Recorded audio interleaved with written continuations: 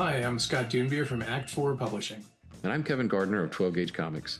We're here to tell you about our Kickstarter campaign for Jason Pearson's Body Bags Artist Edition. As many of you know, Jason passed away in December of 2022. He was a dear friend of mine, and in my opinion, one of the most talented comic book creators to ever work in this industry. His work for Marvel and DC on books like X-Men, Deadpool, Spider-Man, Batman, Harley Quinn, and so many others was well regarded. But no matter what he did, it always came back around to body bags. His wildly controversial and wildly successful creator-owned series that debuted in 1996. And all these years later, we're still talking about it. Now let me hand it over to Scott, who is the Eisner Award-winning creator of the Artist Edition format. He'll tell you a little bit about that and why he wants to do this book. Jason Pearson was someone that I worked with over the years when I was the editor-in-chief at Wildstorm. He was a friend of mine. He remained a friend throughout his life. Incredibly talented guy. I wanted to do something that would solidify his legacy, and I thought the best way I could do that was to put together an artist edition. It takes original comic art and prints it in a format that is as close as possible to what the original art looks like. So you're talking about a book that is printed the same size. This book will be 12 by 17 inches, and it will be scanned in color so you can actually see all the little nuances that make original art unique. Everything, as close as possible to the actual intent of the artist. And that's our tribute to Jason. On top of the Artist Edition hardcover, we have two other books we'll be offering in this campaign. Both are 64 pages in length. Both are 8-inch by 12-inch in size and perfect bound. Really nice presentation. The first is called Locked and Loaded, and it is a Jason Pearson sketchbook. It's a convention-style book that has all of his private commission artwork that most people have never seen. The other is called the Artist Edition Plus book, and we're doing that because Jason never sold a single page of his body bags work. That's from the sequential pages, but also the character designs, early concept art, all the way through the final pages he was working on before he passed away. If you back the book and you get the two ancillary books, you'll be receiving more than 300 images by Jason Pearson that have never been printed in this format. So this is an incredible opportunity. If you're a fan of Jason's, this is a great project. We've also got some add-ons as part of our campaign, like trading cards and print sets and some really great looking stuff. And I also want to say, if you back Jason's campaign in 2015, we have a very special offer for you too. So please go check out our campaign page. Thank you so much for listening to the video, and thank you for your support. Body bags. What is up, everybody? Good to see all of you guys showing up here in the chat. Time for another live stream. It's been too long, almost a week since I last live streamed. So the itch was there to get back in it, not lose too much time between the last time we worked on this master study, this MOEBIUS master study, and today. And once again, with Wednesday coming up tomorrow, there's going to be some great things coming out tomorrow from the comic book store. I couldn't have that happen before I did a master study, so I was like, I got to squeeze it in. Couldn't do it yesterday with Veterans Day and the holiday for a lot of us. Couldn't fit it in on Monday, and so Tuesday was it. And so kind of had to rearrange some stuff, but we are here now. And for those of you who don't know, for those of you who are new here in the chat, I saw one new person, which was really amazing. But my name is Rocky Ballesteros, and welcome to my channel. This is a time for master study where let me back up. I'm a huge fan of comics, and for everybody who knows, who has been here a while, knows that, and that's the whole reason I started this YouTube channel. And maybe about, I want to say, how long, guys? Maybe about 4 months ago, 3 or 4 months ago, I started doing what's called a master study series, where I would choose a particular comic book artist that I admire, have long since admired, and just love that the art that they produce, and reproduce a page from a certain book that they worked on. So I've done a few master studies now. First one was Mike Zeck of a Punisher page that he did. Second one was the artist by the name of Michael Golden of a page from the NAM. Third one was the legendary Will Eisner, a page from the Spirit. And right now I am in the middle of working on a page by MOEBIUS. He worked on a one-shot miniseries. Yeah, miniseries. I think it was a 4-issue miniseries, 3 or 4-issue miniseries, written by the late, great Stan Lee of Marvel Comics. And MOEBIUS is one of the most influential French, European comic book artists of all time. And he paired up with Stan Lee, and they worked on a Silver Surfer story called The Parable. And so that is where the page is that I'm working on. You can see back there, it's all blurred out, but these are some of the pages. Ooh, if I put my hand here, it... Weird. If I put my hand there, it unfocuses a little bit. So here, I can show you guys there. Boom. You can see this is the Eisner page. This is the pencils of the MOEBIUS page I'm working on. This is the Zeck page, and this is the Michael Golden page here. These are the finished ink pages. And I just love comic book art so much. I love not just reading comics and the stories of comics, but I love the art process of it. And I'm now in a season of my comic book life, comic book collecting life, where I'm so infatuated by the actual artistry of it. So for those of you guys who have been here, know that I'm a huge fan of like the artist edition books that show original scans of comic book art at size. So that trailer that just played on my channel for the Body Bags artist edition by an artist by the name of Jason Pearson, that one is in the queue as far as something that I ordered right away when they announced they were doing it. And so what they do is they scan in from the original art and they reproduce it in a beautiful hardbound book,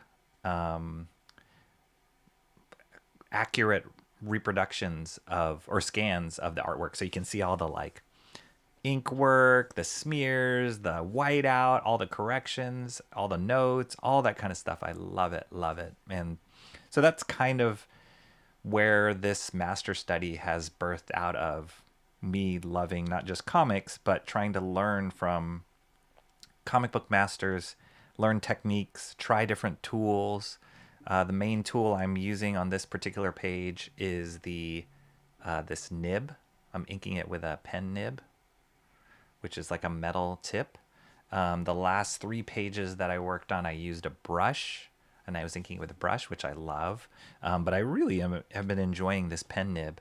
It's a totally different technique, produces totally different lines, and it's just it's a different kind of tool to wrestle with as I try and recreate what MOEBIUS did.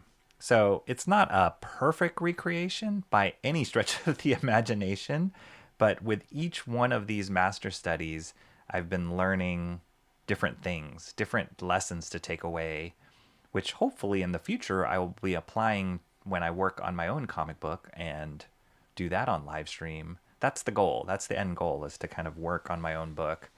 So until I get to that point, I'm just trying to learn as much as possible and enjoy in the process and kind of create art in the process. So that's what this is all about. I hope that was a quick enough summary for the new people here. But let's see who is here right now. First in the chat, Mark's Music Obsession, my man.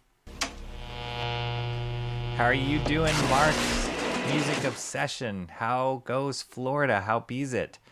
How's the weather? How is the water? Mark, for those of you who are not subscribed to Mark's channel, please do so. He's trying to get more subscribers so that he can live stream from his phone on YouTube. And it would be worth it because Mark has been posting some cool videos. The last video that I saw him post was dolphins feeding off of the dock that's right behind his house. So that totally blows my mind that they would get that close, but I guess it happens where Mark is. So That's pretty amazing. So we'd love to see more content. Like, how cool would that be to see dolphins feeding live on live stream? That would be awesome. But Mark also reviews, is it vintage equipment, Mark? Or any kind of, actually, it's not just vintage equipment. It's like electronic equipment, music equipment and stuff like that. So yeah, subscribe to his channel if you can. He's such a great dude. Has been a regular in my chat, and I love his presence here. So support him. Comrade Sammy questioning the timing. The chat ninja questioning the timing of this stream. I feel you, Comrade Sammy. She says, I'm busy. Well, I am sorry. I forgot to talk to your assistant and to coordinate our Google Calendar. But hopefully you can pop in here. No worries if you just got to lurk or you got to step away and come back. No problem. Here's the new person that showed up, Cheryl Shaw. Welcome, Cheryl Shaw. Hopefully my explanation was clear enough of what I do here. I also stream a regular show that I call My Wednesday Comics. And as you might guess, I stream on Wednesdays because that's when the new books come out every Wednesday at any comic book store. Sorry, my chair is a little creaky. Any comic book store in the, I don't know if it's in the world, but definitely in the country, that's the schedule that they release new books, is on Wednesday. So I started doing a show. It's one of the first shows. It is the first show that I started live streaming on this channel, called My Wednesday Comics. And I pick up the books. I go to the store in the morning and I'll pick up books that I'm expecting, pick up some that I'm not expecting, and then I share it with you all, just because that is such a huge thing for me when I, as a comic book collector, is kind of sharing the cool things that you find. Like, I would do that before when I was growing up in school, and I would do that in college, of like, go to comic book store. I would either go with friends or go on my own, and then you come back home with all your, you know, treasures and you just kind of flip through them, and then people come in the room and you're like, hey, did you check this out? Do you know this artist? And so, you know, that is done in person a lot of the times, but it's been really cool to kind of do that with the YouTube community and live stream that with you all. So as a lot of you guys know, sometimes I haven't even flipped through the book when I bring it home, and I'm flipping through it real time with everybody. So that's a cool thing. I will definitely be doing that tomorrow, because there's some great, from what I know, and I still have to watch my shows that give announcements of what is coming out tomorrow. But from what I've seen from the grapevine is that there are some really cool books coming out tomorrow that I'm super excited about. One of them being Absolute Batman #2 is coming out, which I just did a closer look video of, which is a deeper dive into, wow, I feel like I'm doing like a super introduction to my channel. This is for you, Cheryl. Hope you don't mind. Hope you're still there. But just so that people know what they're walking into. Sometimes I do what's called a closer look video of a particular book that I want to dive deeper into. So it's usually one issue, and one issue or maybe one story, and I will go dive deeper into what I like about it. So that's a pre-recorded video, and I will look at specific areas like story, genre, characters, and art, and then I'll rank them on a scale of 1 to 5 and speak in the video of why I do that. So I like that because it's like a more in-depth review than just flipping through it live. And I feel like the books that I have been doing that about, I love talking about why it is I like it, because it's easy to say, oh yeah, I like it, it's cool, the art looks cool, but like, why? Like, what are the kind of deeper reasons of why? And what appeals to me, I'm very much aware that what appeals to me might be totally different to other people, but I know the videos that I've liked watching that are like that on YouTube have been super helpful for me as a consumer, of like, oh, okay, well, why is that book good? And when I hear other opinions, people articulate why they like it, then it makes me either really confident when I go out and hunt for it and buy it, or it makes me go, yeah, I'll just pass. So yeah, that's one of the videos I do, my closer look. I also I just got something in the mail about an hour ago, which I will unbox tomorrow, but I do that too on my stream. I got this in the mail, and I will open that up tomorrow on my Wednesday comics. So yeah, lots of cool comic stuff. And then this weekend I was away. I was out of town, and I got to visit a local comic book store where I went, which I was passing through Santa Cruz, which is a little south of where I am in the Bay Area. And I discovered, or I just looked online of like, oh, local comic book store, like where we were eating lunch. And just so happened one was around the corner, and it's called, I believe it's Comicopolis. Let me double check that. Oh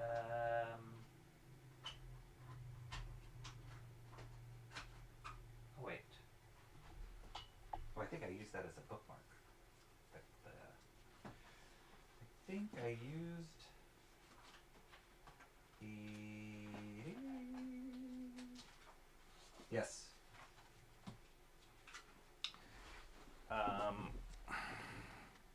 This place called Comicopolis, and it's in Santa Cruz, California.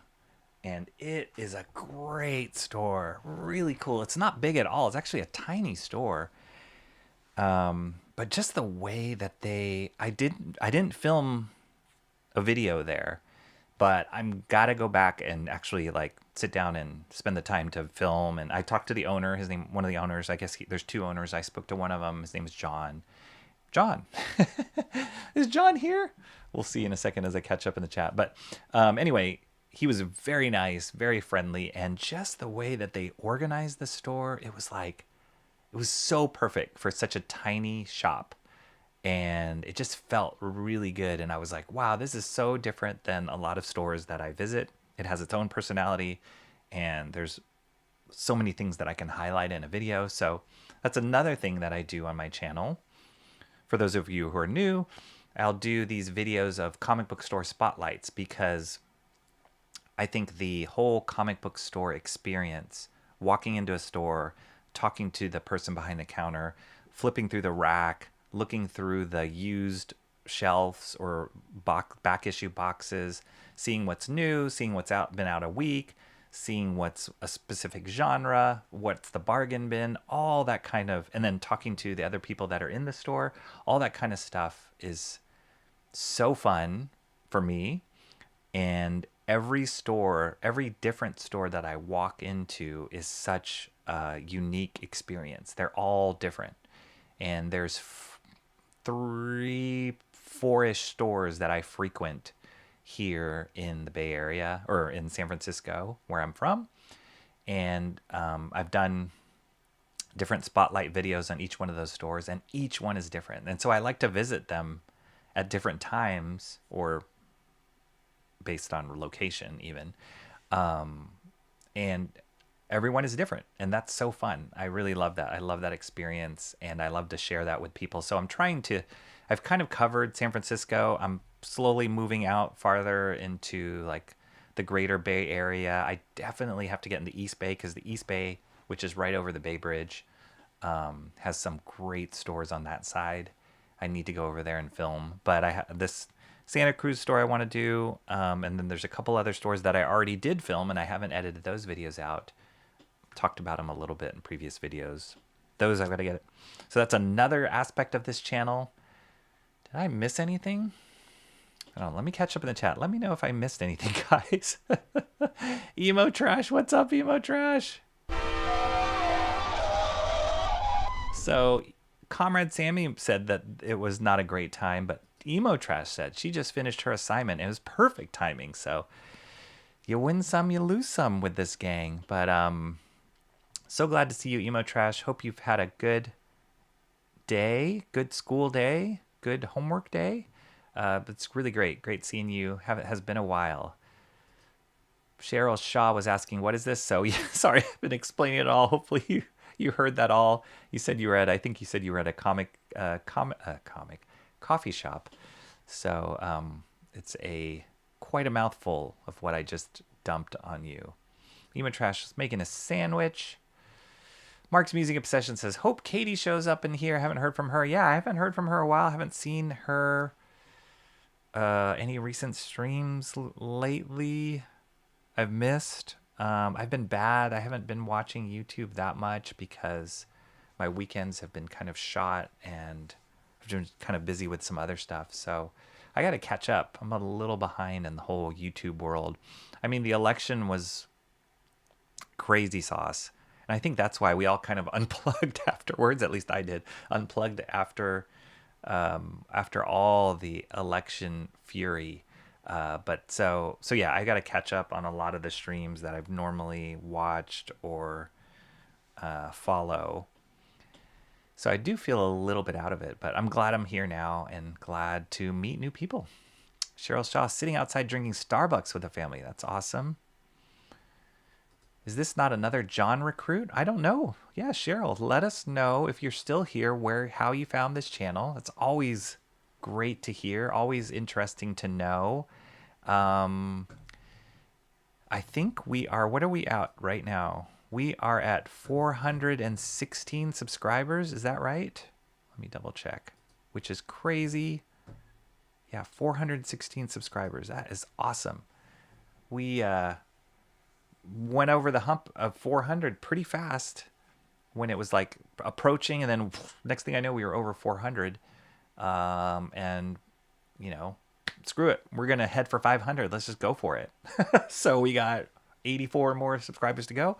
Cheryl, if you haven't subscribed and if you watch this stream and you like it, I would appreciate it if you subscribe. Everybody in the chat, I would appreciate the like and the notification click. If you can already, that helps build momentum as we head towards 500. Emo Trash said, John, I think she's talking about John. We've been chatting off and on all day. He might be in soon. Nice. He's the one that sent me the link. Perfect. Battery low, so won't stay long. Peace. All right. Take it easy, Cheryl. Hope to see you around again in the future with more batteries. Cranberry Landers is here. What's up, Cranberry? This is a cranberry full of power. The man, the myth, the legend, Cranberry Landers in the house. How are you doing, Cranberry? Are you on a work break? Are you done with work break? Are you done with work?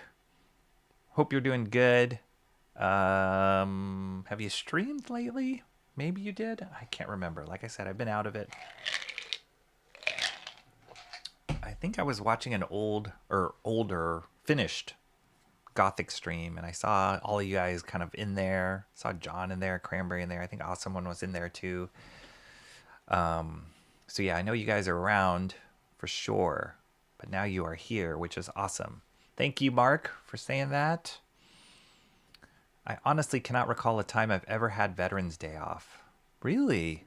Yeah, it's one of those holidays. It's a national holiday, right? So it's one of those holidays that some schools swap in for another one as far as being able to take the time off. I'm not sure, but we got it off.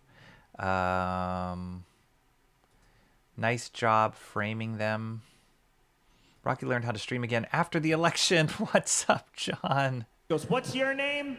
He goes, John. Yeah, I think it was the election that probably, kind of unwinded the power. I actually went on a retreat this weekend with a bunch of guys from our church, and so that was really fun. But we were pretty unplugged there. It was super fun, but there wasn't great reception where we were, and I wasn't watching YouTube anyway. So, but it's good to be back. John is here. John, did you bring in Cheryl? She from? Yes, Harris. It was John. John, you're the man. Here I is. I forgot, actually bought a new pen with extra nibs to experiment with. Perfect. Awesome. I'm so excited to hear that. Nothing better than hearing people trying out new supplies that are similar to the ones I'm trying out, or when people say they bought comics that I recommended. That, I don't know why, but that just makes me feel so excited. I'm like, yes. I don't know. Maybe it's kind of like what is it? not Tupperware, like Avon person selling stuff. Like, I got a sale, even though I didn't get any commission, but just to share the love. It's so fun. I had a great conversation. You guys have seen and has spoken with Lang, my friend El Chung, in the chat. But I was hanging out with him partially this weekend too, and we were talking Daniel Warren Johnson. He was reading the Wonder Woman Dead Earth. Like, he was reading it on his iPad, and we were just chatting about it as he was reading. And there's stuff that I forgot about. He was like, "Oh yeah, and this happens, this." I'm like, I think I need to read it again. But it was cool because he's a big Daniel Warren Johnson kick right now, and I'd like to think that's because of me. So it's very exciting to kind of share in the love of things that get me excited. That's what it's all about. Cheryl Shaw was not my recruit, John. Really? Well, I wonder where she came from. Well, I will take it. I'm glad she popped in here. So hopefully she comes back. Either that or we scared her away. She's like, "Oh, my battery's running out. Sorry." Boo. A little nib will do ya. John says, "Little late for Katie. Hopefully she's sleeping soundly." You never know. Every time I think that people are asleep or should be asleep, maybe this is just Shanth. Every time I think that people should be sleeping, whatever time zone they might in, they always surprise me by showing up. So, Cranberry Langer says Mark can already do live streams from his phone. Oh yeah, that's right, via Streamlabs. That's right. I think Mark's trying to hit 50 for the YouTube mobile streaming, which is pretty convenient. You don't have to log into any app or anything. I've never tried the Streamlabs mobile app, but I know the YouTube one is pretty convenient because I have done that a couple times. And I think that's the reason why he's shooting for 50. I could be wrong, but I think that's why. It's about time he gets someone else while they're busy. I've had enough turns. Nice. Emo Trash got her sandwich. Perfect. If Cheryl is still in the chat, she gets to behold how far behind. It's part of my charm. It is part of it. It's part of it. You know? It's almost like two separate conversations. Me now in the present, what I'm talking about, and in the future, you guys already know what I'll be talking about because I'm so far behind in the chat. So it's a thing. You know, it's a thing. I love it. Bologna sandwich? Is that what we're eating? Bologna? Welcome to Rocky's TED Talk. Bologna, Munster. Ooh, I love me a good Munster cheese. Mayo, honey mustard. Sounds perfect. Simple girl. Hey now. Rocky is practicing to be a politician who likes to filibuster. Yapcast. Actually, Yapcast is a good name. That's a good one. We really watch for the focus. You guys are starting early. You're starting early with the jabs. You know what? It's okay. It's been a while. I'm ready for it. I'm here for it. I'm here for it. Emo got some spice in her Sammy. Rocky missed streaming. I did. I really did. Then his ADHD kicks in. It's a wall stream now. Oh man, how could I forget you guys? How you guys are the voices in my head. You guys actually don't exist. You are the personification of my psychosis. That's what it is. But much appreciated. I love it. Do you guys ever remember that TV show? It's called Herman's Head, which I thought was a brilliant concept. And it was pretty much the guy. And then it was way before like Inside Out, the Pixar movie was made, way before that. And it was a guy, it was a live action sitcom.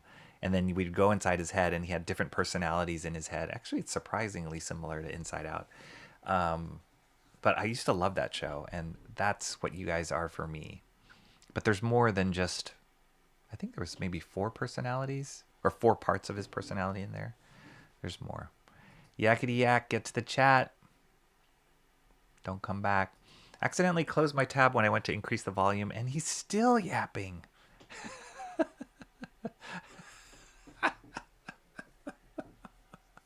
I'm getting so good at doing this, I can derail myself.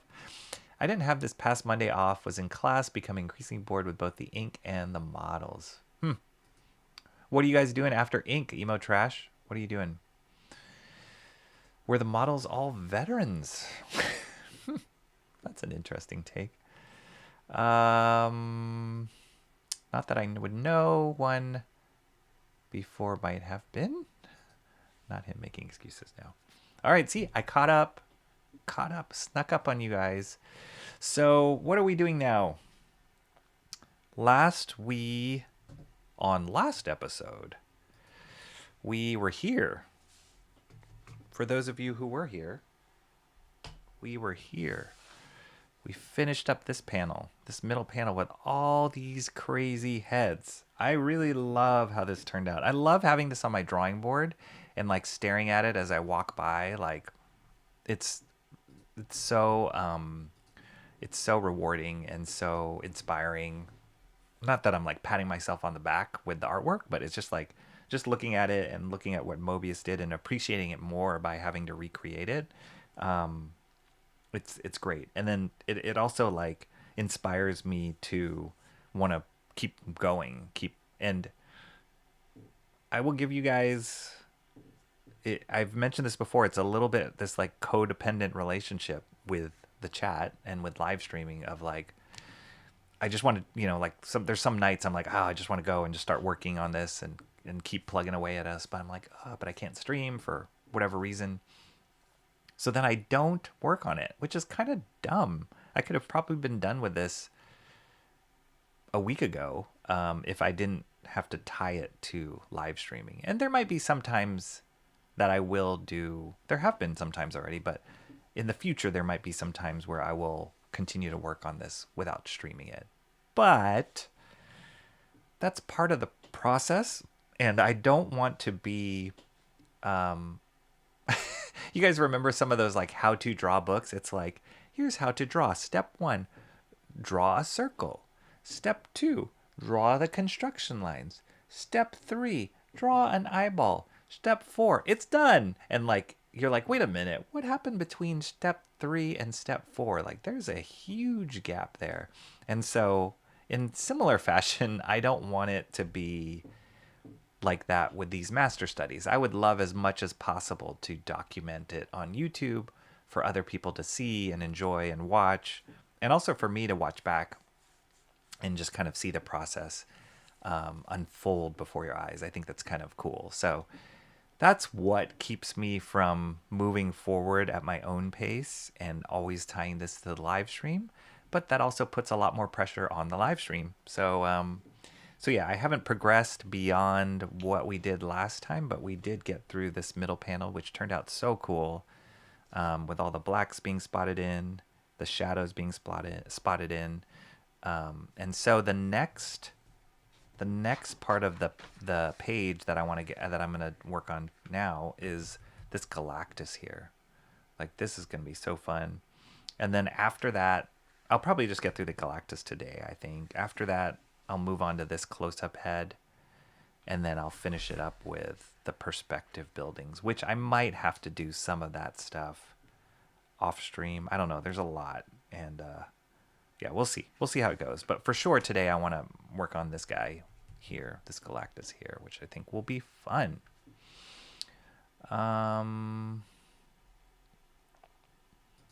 Mark's music session. I never pick at you, Rocky. I got you. You do, Mark. Don't think I don't notice that. Mark he's the guy in the corner of the ring when you get your face pummeled in by Emo Trash, that he like gives you the water bottle and is like, keep going, you can do this. I appreciate you, Mark. We're holding out hope. We're going back to charcoal for a week. Oh, okay. Then he says we're finally doing pastels. That's cool. Pastels are fun. Emo Trash has got it covered. Cranberry Lander says, I'm wanting to buy a drawing book. There's plenty out there. I think I've shown you guys a few drawing books that I've had, but there's some classics out there for drawing, depending on what you want to draw. There's some great examples out there, great books out there. One for Katie. Drawing book. Hashtag drawing book. Yes. Something with figures, Cranberry Landry said. Okay. I mean, if you don't have How to Draw Comics the Marvel Way, that one's always great. There's some books by an old artist, not even a comic book artist, by the name of Jack Ham, who... Let me see. I think I can grab one of his books really quick. It's like old classic drawing, but it's such a good book. Hang on.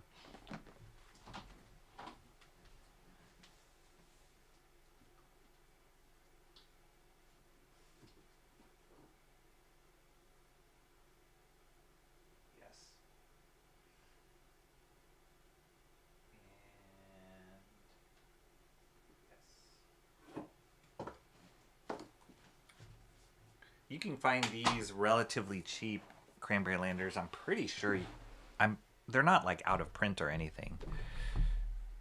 So I have two recommendations for drawing book kind of things. Cranberry Landers. This one here. Ah, dang it. But Jack Ham.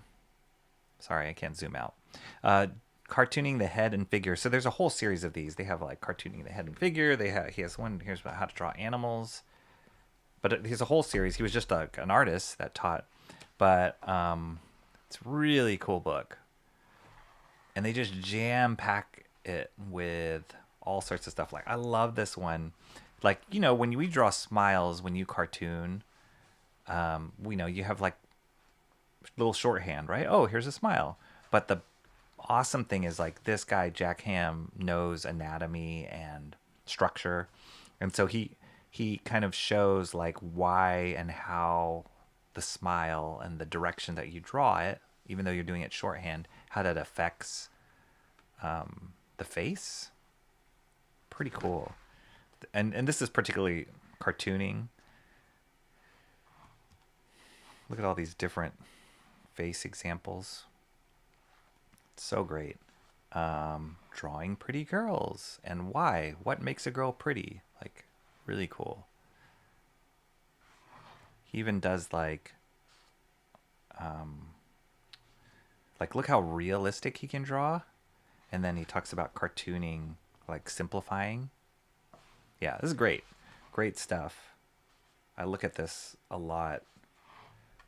Beginning the side view of a figure on a triangle. Like, totally cool. Like, it just teaches you how to start with simple shapes, and then once you take those simple shapes, you can take them farther into realism or not. So this one in particular, cartooning the head and figure by Jack Ham, is a great how to draw. Look at all these hands, all different styles, and he's doing all of them. Clothing. Yeah, this is a great book. And then he does how to draw animals. Similarly, similar kind of stuff. But I just love how he breaks it down into simplistic terms.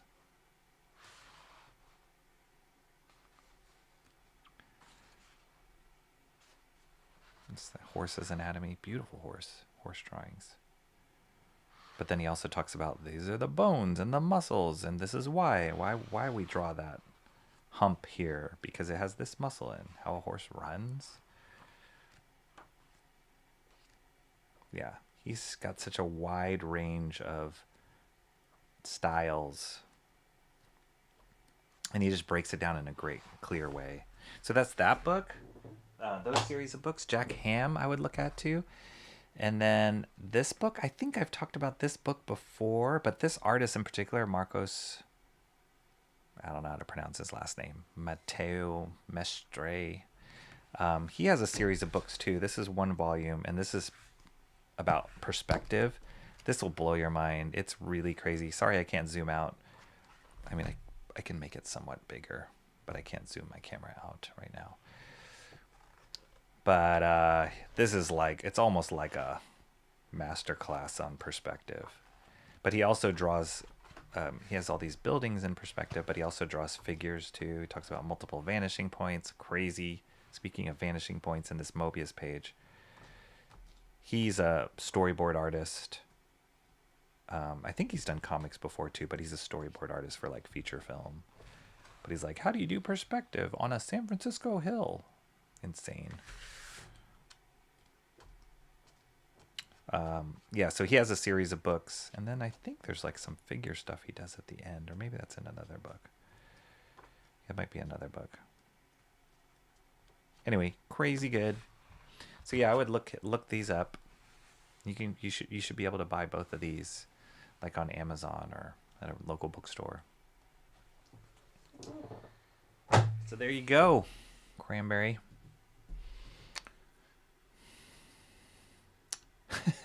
All right, take it easy. I'm back now. You can all relax. Yay. Hashtag cuppa. Hello, comrade Sammy. How's the cobbling going? What's up, Art and Times of Jay Ryan? Long time no see. It's actually a really good sculpt. How you doing, Jay? I saw... it's been a while since we've interacted, but I saw part of your Halloween stream, and you were in this amazing crow costume. I was like, wow.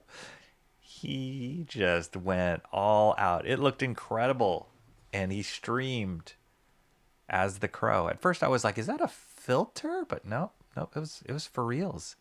So well done. Great costume. Crow is near and dear to my heart, so awesome to see that you picked that one. Everybody's saying hello. I'm wanting to draw figures but less realistic. Yeah, check out that cartooning, that one. That one's a great book. ADHD kicks in again. Everyone says hi to the wall. Hey, this is part of my thing. Going to the shelves. Kind of, you know what? I was thinking of, like, what would be a great thing to study. I haven't watched in a long time. Is Mr. Rogers' Neighborhood, that show. And just how he had, like, a perfect spot for everything. Granted, it was a TV stage, but just a perfect spot for everything on that in his house. And, like, depending on what he talked about, he would go to that part of his house and, like, you know, feed the fish, or like go to his closet to get his sweater, or like you know, see the, like, the train. All that kind of stuff was like so cool. So me disappearing and going to find books on my shelf is just a thing, because my shelves are scattered all throughout my house. So I can't contain them all in this room, so they're scattered all over my house. So when I go look for certain books, I might have to step away.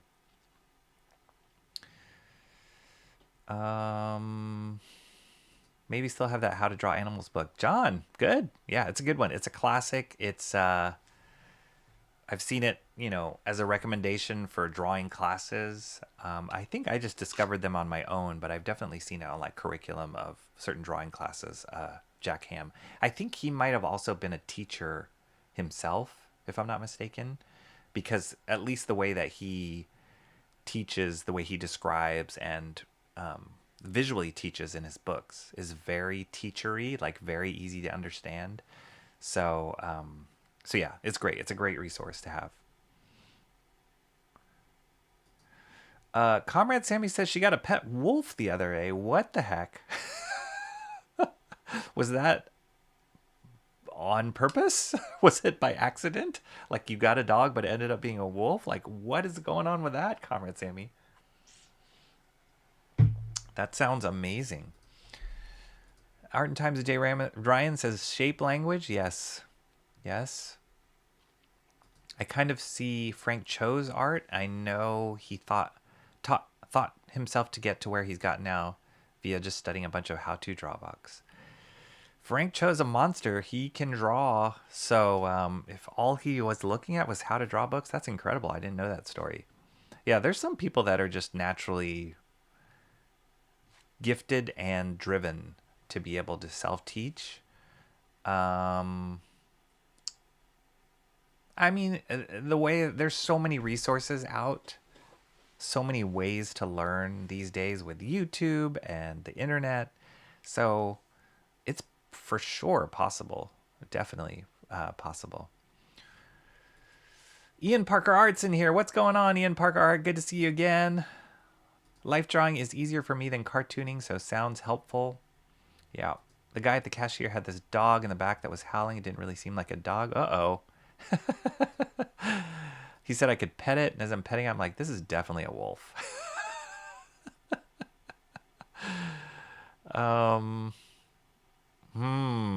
That's dangerous. Cranberry Langer says, I really appreciate the suggestions. I'm going to look into those. Cool. Yeah, let me know if you want more suggestions, or if you do end up getting any of those. Let me know. I'd love to know what you think about them. But those have been really helpful for me. I will say the second book that I showed, the Marcos Mateo Mestre, it is a bit overwhelming. Like it feels like you're in like a AP class of perspective when you read it. And the Jack Ham stuff is a lot easier to digest. But that perspective book is a great resource. So that one is like I only like siphon out bits of it when I need to like look at specific cases or trying to figure something out very specific that he talks about. The Jack Ham one is like you can just kind of read it and enjoy it and like absorb all the information. Thanks. I went all in. You sure did. Yes. No, not a crow, the crow. Yes, like the Brandon Lee Crow. It was awesome. Go back and watch Art and Times of Jay Ryan's Halloween stream. It was pretty amazing. And I love that he was streaming in costume. It was awesome. I didn't get a wolf. I just got to pet. Oh, okay. Okay. Gotcha. There, just that one letter changed the story for us, or for me. I'm gonna start putting some ink in this. I don't need to over-explain my supplies. You guys are familiar. I'm using the Koh-i-Noor Ultra Draw ink and the Kuretake pen nib again. And we're gonna get you, Galactus. We are up in this Galactus right now. Rocky's like, Gwanny needs some reading comp lessons. Stuff is flying so fast, and I'm trying to catch up. If a pet turns into get, excuse me. Actually, though, a get would be kind of cool. I've seen some of those memes of people of like, look at this dog that I just came home with me, and it's like not a dog. Frank Cho is self-taught, one of the most in-demand comic artists of recent days. I haven't seen anything that he's done recently. He was huge for me, at least 10 plus years ago. But yeah, he's great. He's so good. Owning a wolf, owning a wolf would be pretty cool. Brandon Lee is the only crow. That's right. Do pen nibs last forever? No. My experience with pen nibs is so it has a split down the middle. This metal part has a split where kind of helps the ink flow. And my experience, wow, I see hair already in it. That would have been deadly. My experience with pen nibs is when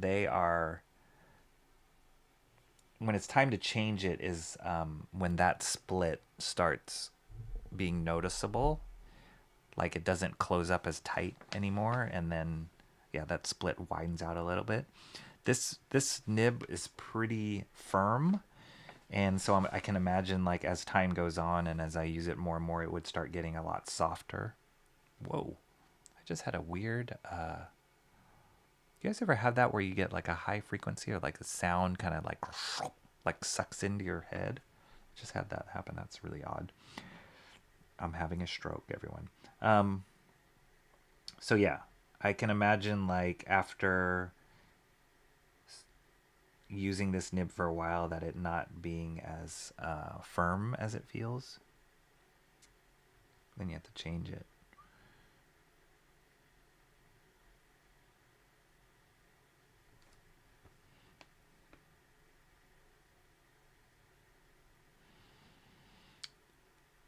I can see why some people like they do like exercises, like drawing exercises before they actually start a piece of art, like whether that's like drawing on a separate piece of paper and just practicing strokes or practicing line quality, because it is a little bit like warming up before you exercise.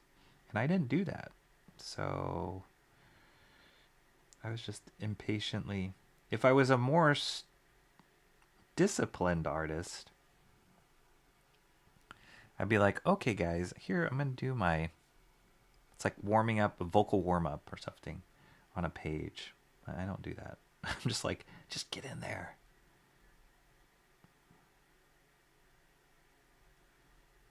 Oh, yeah, I'm gonna have to try music again. I'll try maybe. I was picturing you dressed in a giant crow. That would have been amazing. Comrade Sammy's can do many things at once. She's a ninja. That's right. She can throw a shuriken and like disappear in a puff of smoke at the same time.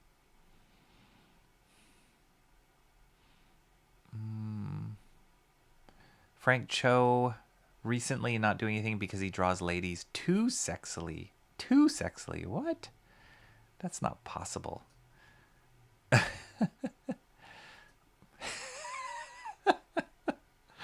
From Yapcast to Livestroke. Yeah, that pretty much, that describes it all.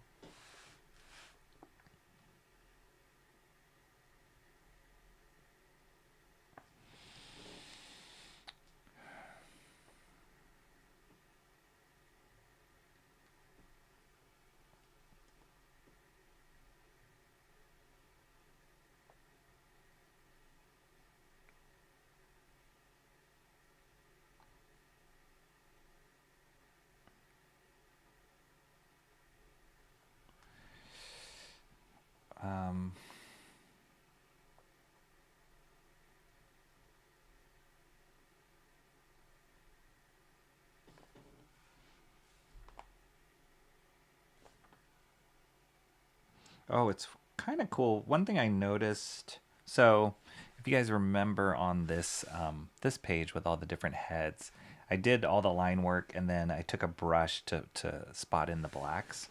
So one cool thing that I noticed after the fact was, and I don't know if it's because I used a nib or if it's because of this particular ink, the Kohinoor ink, because if you guys remember on the other pages, I was using the Winsor Newton India ink.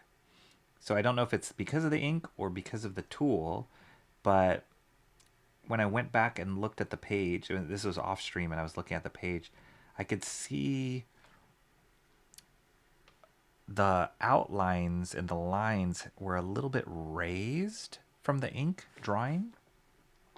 And the areas where I brushed in or spotted in the blacks were flatter. So it was kind of interesting. It was like almost building these like fences of black line around the flat black areas. Like I was creating these like raised, fences or walls around it. It was really bizarre. So yeah, I don't know if that's the ink was drying up a little higher because it came off of a nib, or if it's just the kind of ink is a little bit more viscous and then it dries with a little bit raised. So that was a difference that I noticed over the ink pages, the pages that I inked with a brush. I never noticed that kind of raised feel to it. My hunch it's because it's a nib. So that was one observation that I had.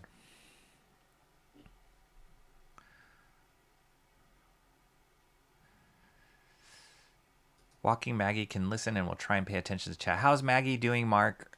I know you said she was on the up and up last we talked, which was a while ago. It seemed like she was recovering well, and hopefully she's back to normal after all that stuff that was going on when Katie visited you.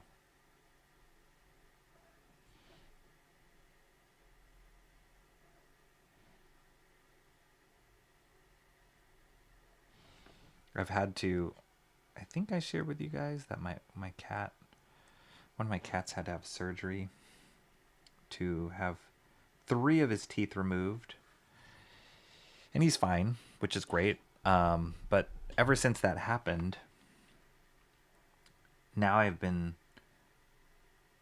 charged myself with brushing my cat's teeth, which we've tried before and it didn't go well. So I wasn't thinking it was going to go well this time around either. But it's kind of funny because the particular toothpaste that I got, and I looked on different reviews online, and this one had like, I don't know, a huge amount of reviews. And it's chicken flavor. A lot of people say their cats loved it. My cats love chicken flavored stuff.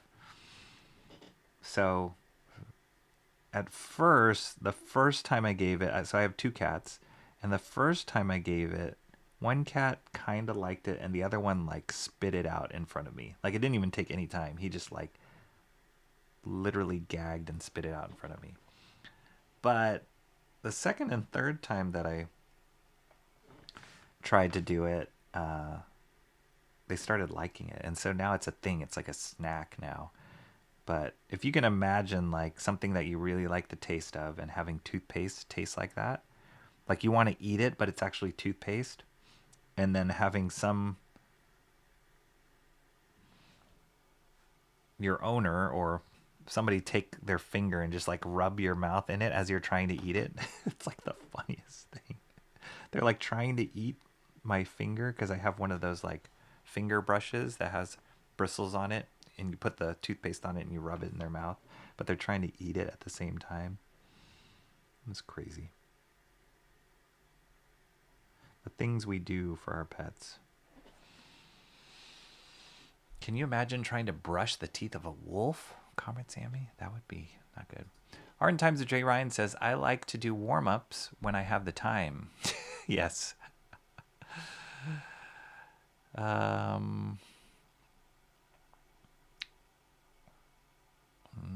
The ink and the lines look great. Thank you.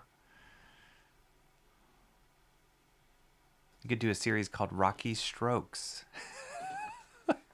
I can have a stroke and also practice strokes. That would be it.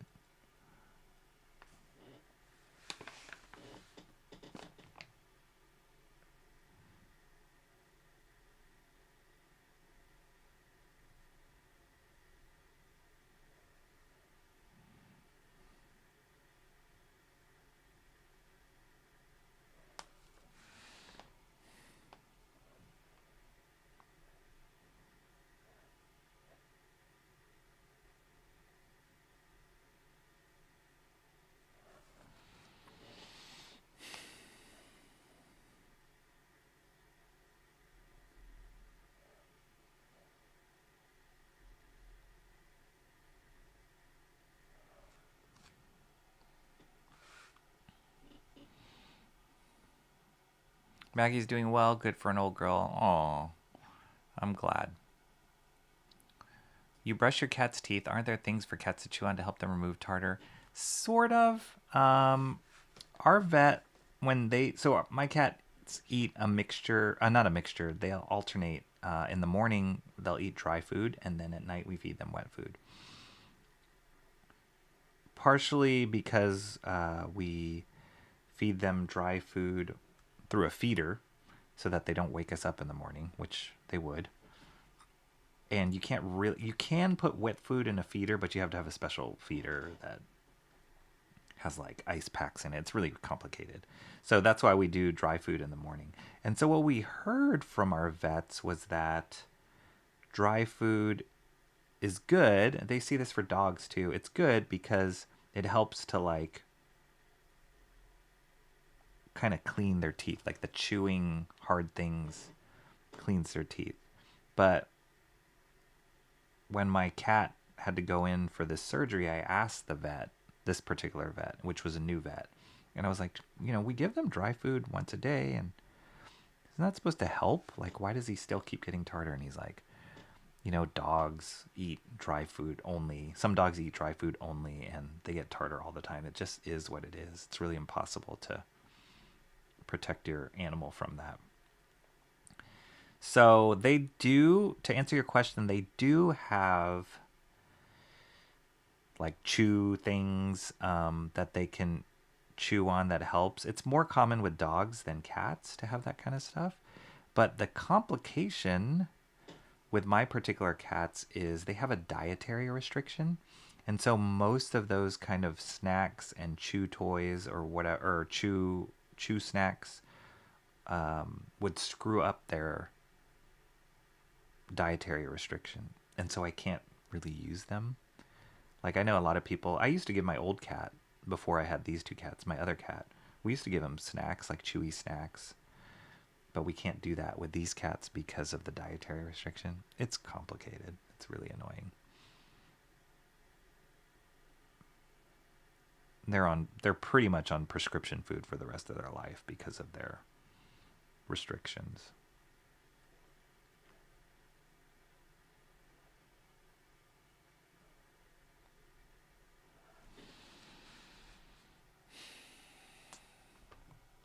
Maybe your cat would prefer hard treats and so yeah. Greenies, yeah, I know greenies, but yeah, we can't because of their dietary. It sucks.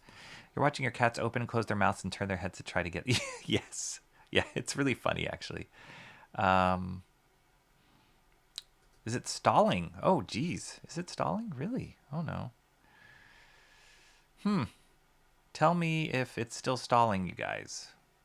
Why would it be stalling? I feel like my internet stream, yeah, the speed is good. Weird. Tell me if it keeps stalling. What's up, awesome one? How are you doing, man? Yes! That's awesome! I'm not having a stroke then. Speaking of cats, though, I'm petting the neighbor's cat right now. No wolves. This is early, awesome one. Let's not go there. I'm not one of those people that starts early on the holiday stuff. Super early. We still got to get through Thanksgiving, which I know is right around the corner. But slow your roll, dude. Isn't it the tradition that the Christmas music stations kick in right after New Year? Well, no, I don't think so. Maybe that's just my own rule. But I thought that the Christmas music stations kick in right after Thanksgiving. Christmas music playing. I'm not ready for Christmas this year. I'm really not. It's too fast. This year is flying by too fast.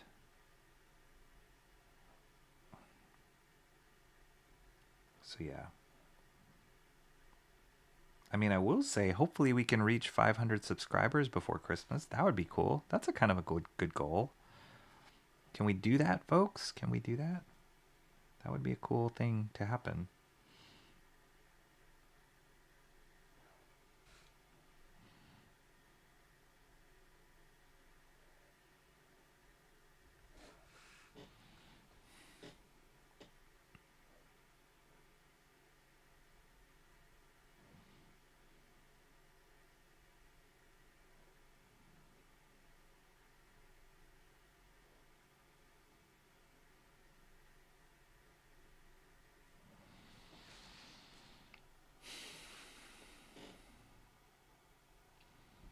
Merry Crisis.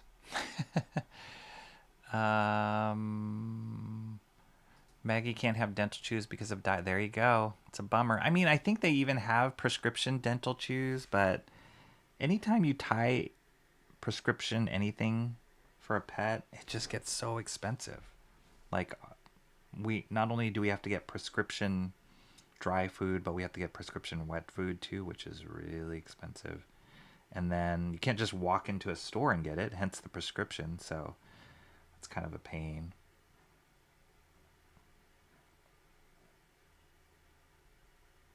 So yeah, I'm not willing to spend extra money on prescription chews just for it to kind of work on. If it guaranteed that my cats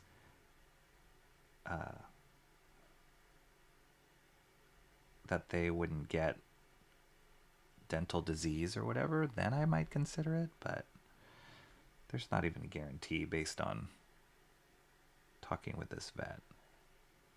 He's like, yeah, well, they all kind of deal with it. I'm like, well, great.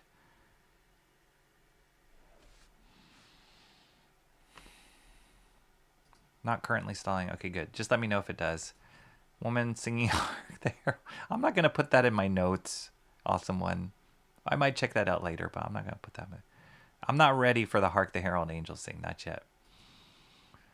Yeah, they keep starting sooner. I already saw Christmas decorations around Halloween, so it's bananas. I've seen some people use their Christmas decorations as part of their Halloween decorations too.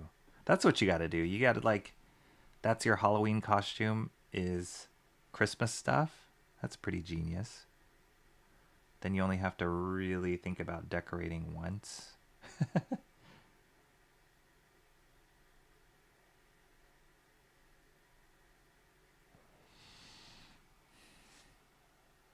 Man, Galactus' costume is so complicated.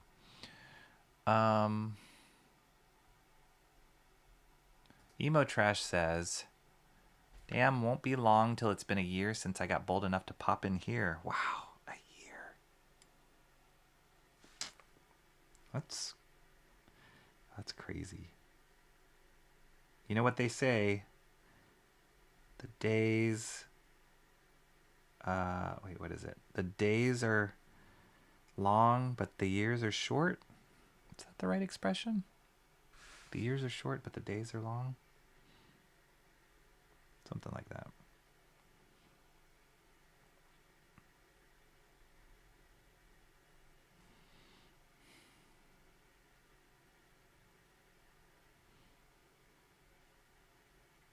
Like I always hear these stories of content creators, YouTube creators that are like, yeah, I've been on YouTube for like 14 years. I'm like, what? That's insane. But we're coming up on a year here now, so that's kind of insane too. I did not think I would be doing this for a year. I had no idea what thought I was going to be doing. But I did not think I would be doing this for a year. Thank all of you sincerely for making this super fun and enjoyable.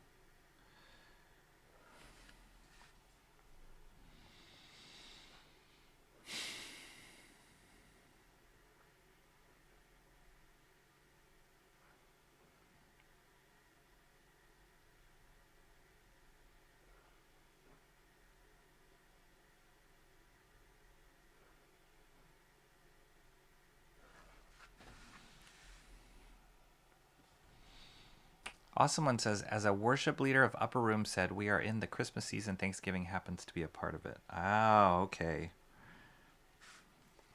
I see. That is one perspective for sure. Christmas is not just a season. It's a state of mind. It's a reality.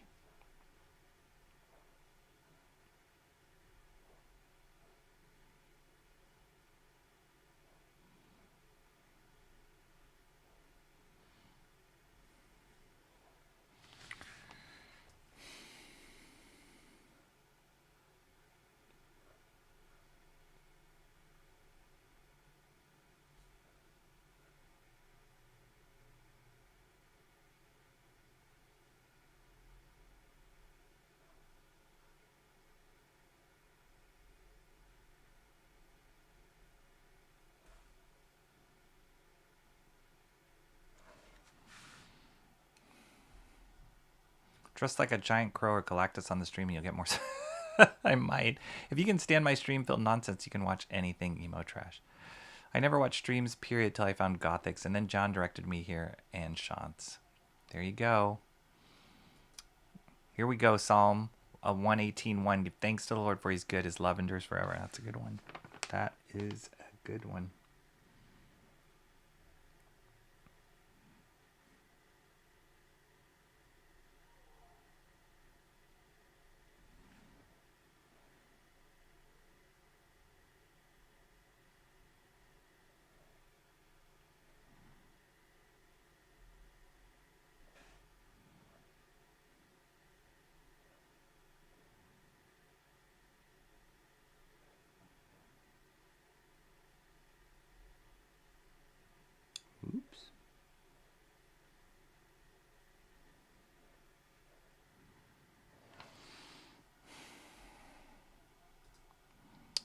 I'm gonna be Christmas Crow. Nightmare Before Christmas decorations can. There you go. Man, Nightmare Before Christmas. Whoever thought that would be like the marketing, merchandise, like gold mine that was. And every time I see new Nightmare Before Christmas products, I'm like, that is so cool. Like, I love all of them. I love how they translate all of them into whatever products.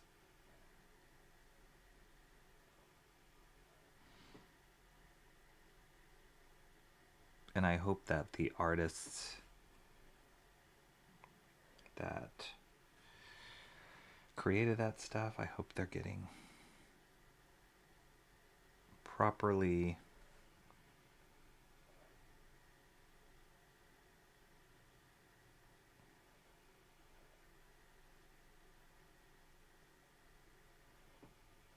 credited and compensated, which is probably not the case, but man, it's like, does Tim Burton, Henry Selick, do those guys get royalties every time somebody buys a Nightmare Before Christmas, like pajamas or keychain or Christmas ornament? I hope so.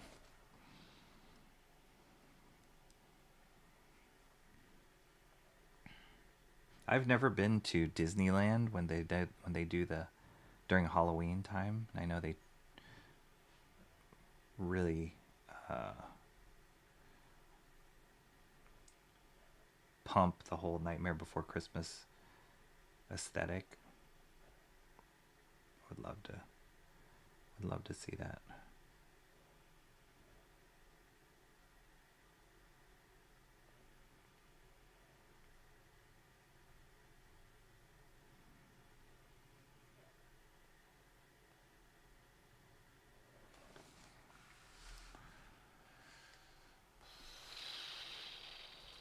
I don't know when exactly a year is. I only know I came in here mid-late February, I want to say. I only remember because it wasn't that long after my birthday. Oh, okay. I think I remember talking about your birthday. Back on the big screen. Goodness gracious, Mark. Don't tell me those things. Let's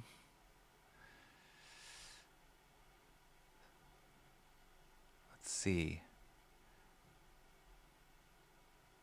Shrimp Primavera, anyone? Wow. What gave you the idea I was going anywhere? Oh, my goodness. Only sandwich streams and following Gothics around on her 12 channels for her streams. Yeah, people who have like multiple channels, I don't even know how they do that. I mean, I guess if you have very, very different things that you're promoting or trying out.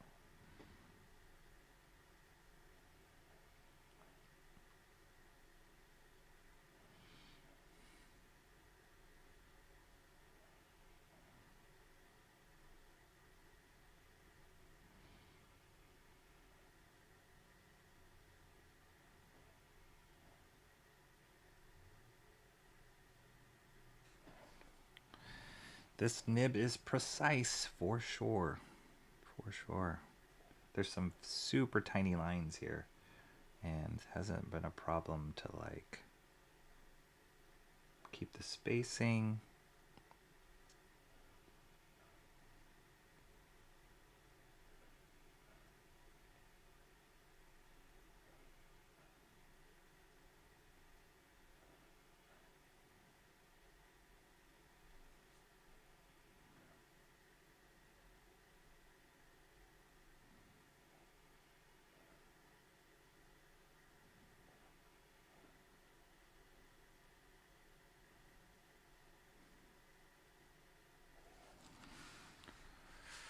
I Galactus.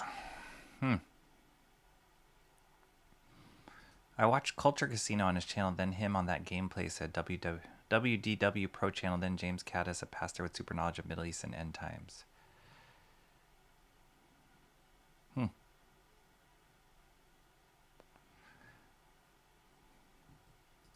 This feels like it should be a toy. Yeah, like a Galactus toy. That would be awesome. Rocky, tons and tons of YouTubers have multiple channels. It's normal. Yeah, the effort to do one channel for me is like a lot. So the idea of like having to set up another channel and like the branding of that channel and all the things. I mean, I guess I could split up my channels if I want to, but yeah, I know some people do like streaming about, at least one of the YouTubers I follow, they do streaming about tech stuff, and then they do gaming specific streams of them just like playing games. I can see that. Good thing I don't play games.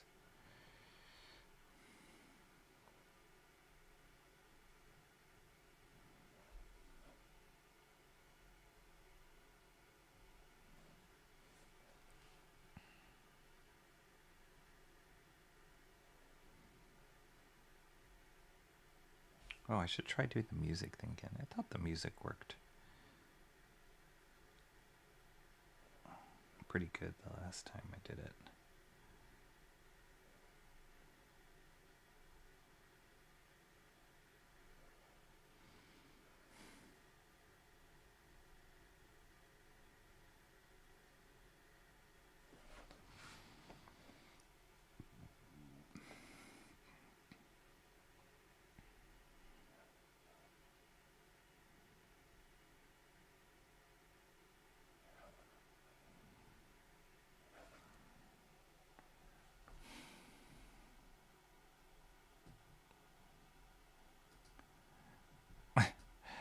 Rocky wouldn't be able to survive all this. Yeah, I wouldn't.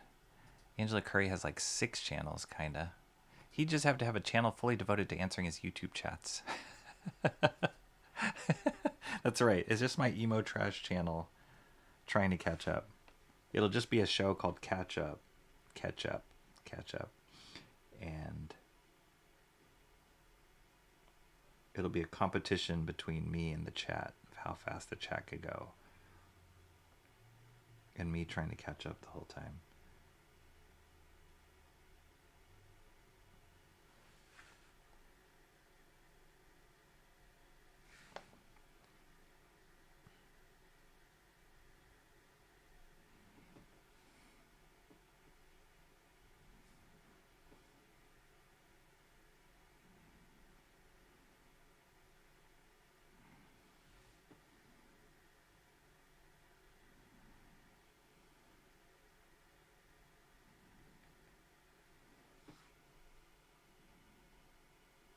Ah, some beating there.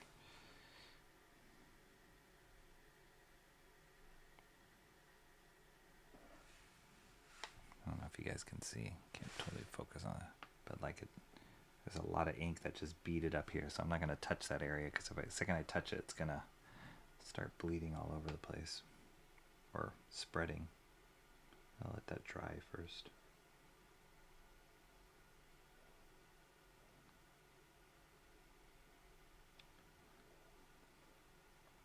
Art and Times of Jay Ryan, if you're still there, he was doing like you doing the 52 covers? You're coming up at the end of those, right, dude? Like, coming up at the end of the year. What number are you at? This is why I don't commit to things like Inktober or these kind of challenges, because I know I would not be able to follow through.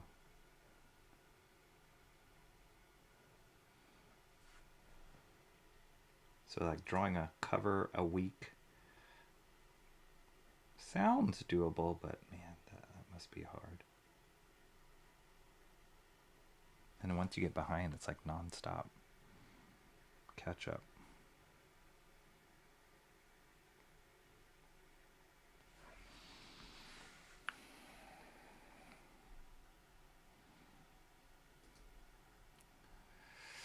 Mark's Music Obsession says, I have a third channel that I can't access because I didn't use it for a while, and when I try and log in, YouTube does the let's make sure it's you thing and wants to text a code to an old... Oh, that's so frustrating.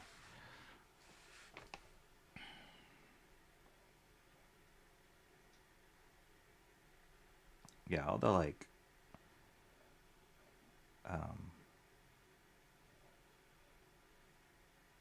two-factor authentication stuff. It's such a pain.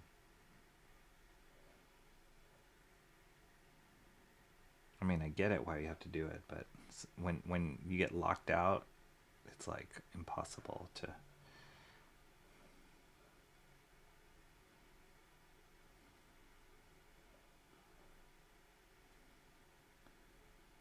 I remember when, for one of the jobs I was working on, I had to like sign up for like a digital wallet, like, because it was dealing with Bitcoin or whatever.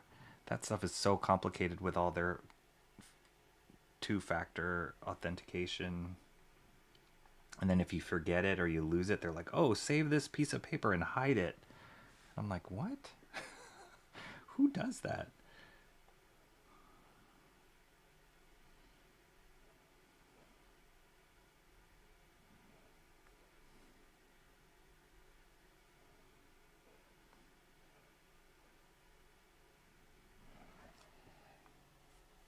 That's looking cool. People are still posting the liberal tears. Yeah, it's a thing. Chat was weird today on James' channel. 1,400 in chat, and I'd only see my chat. that is kind of weird.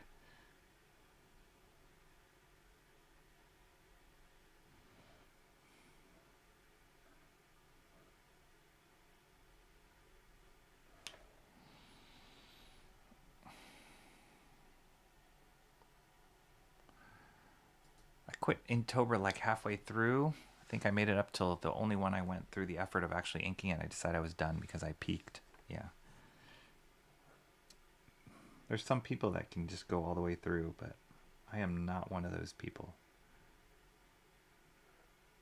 Which is why I never commit to doing it, because I'm like, I don't think I'm going to be able to follow through with this. This is too much commitment for a gimmick.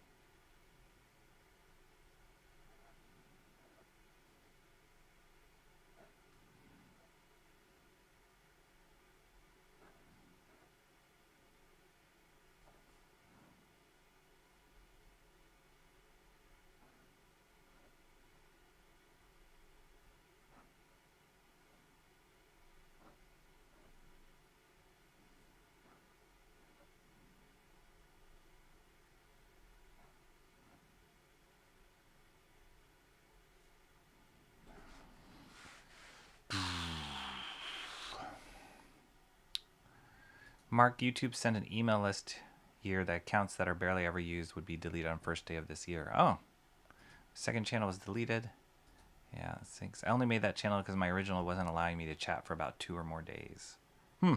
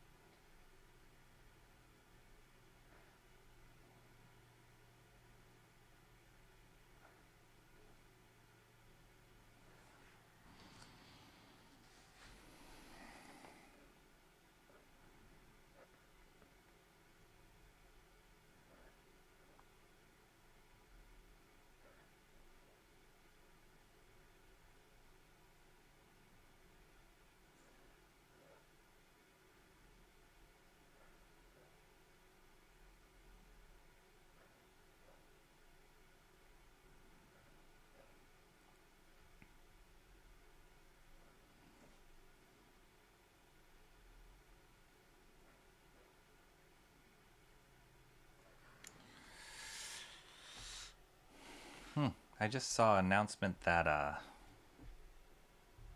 think Deadpool and Wolverine is showing now on Disney Plus.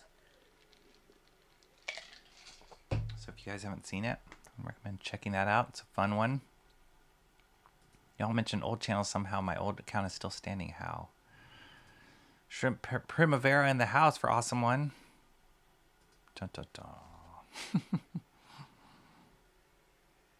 Yeah, Deadpool and Wolverine is now on Disney Plus. So I guess watching some behind the scenes of that on, I think it was on Instagram or something. But I enjoyed that movie. I thought it was really fun, especially all the cameos that were in it.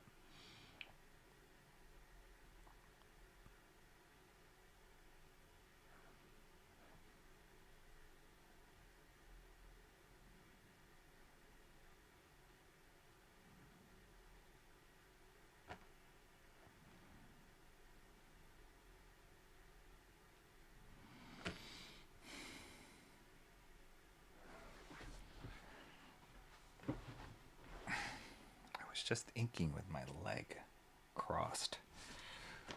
That was weird. It's like cutting off the circulation down my back. I didn't realize it until I just uncrossed my leg.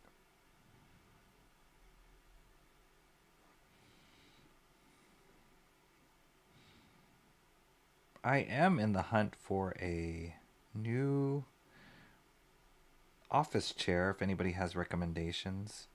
I know a lot of people say the Aeron chair. I've tried the Aeron chair before. I used to have one, but it got damaged in... I used to have two. Well, I got one, and then it got damaged in one of the floods that happened to our house, and then got another one, and that one got lost in the other flood. So, I never replaced that last Aeron chair that I had. But I'm looking for a good, good office chair if people have, or I know people use gaming chairs for those of you who game and are sitting down for long periods of time.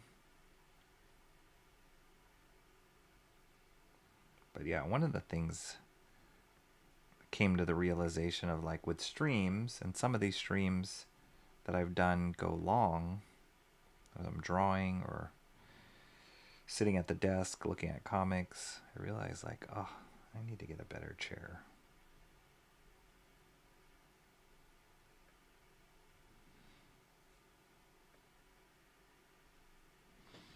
Open for recommendations.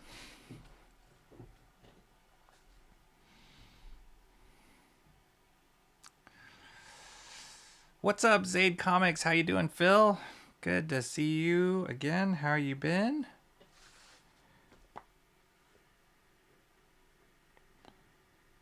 How is life? How are all the campaigns going? How's Psycho Slumber going? Is that campaign still active? I haven't checked recently. Everybody check out Phil's campaigns. Zaid Comics, Phil and Brandon.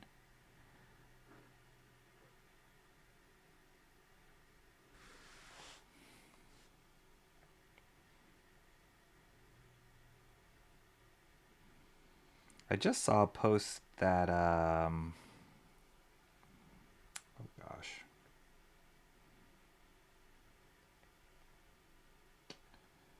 Dang it.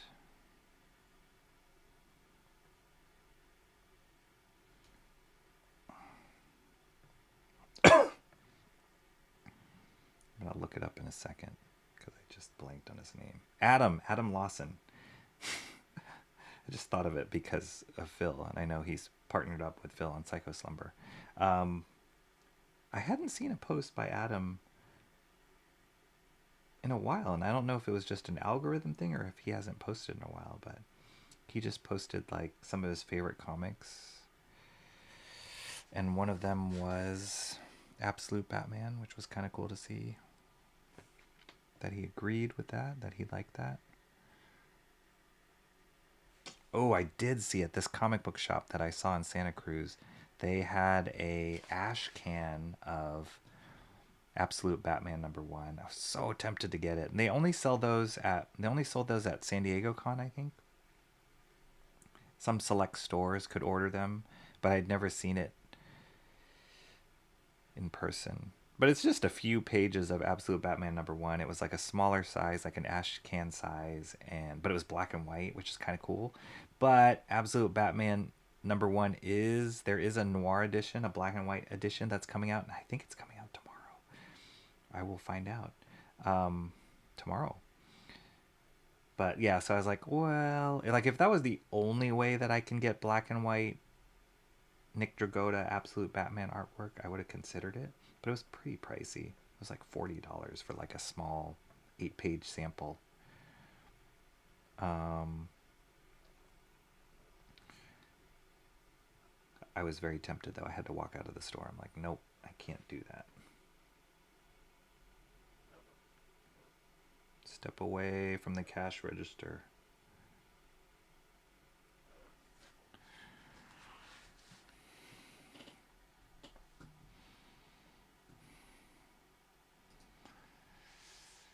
My high seas.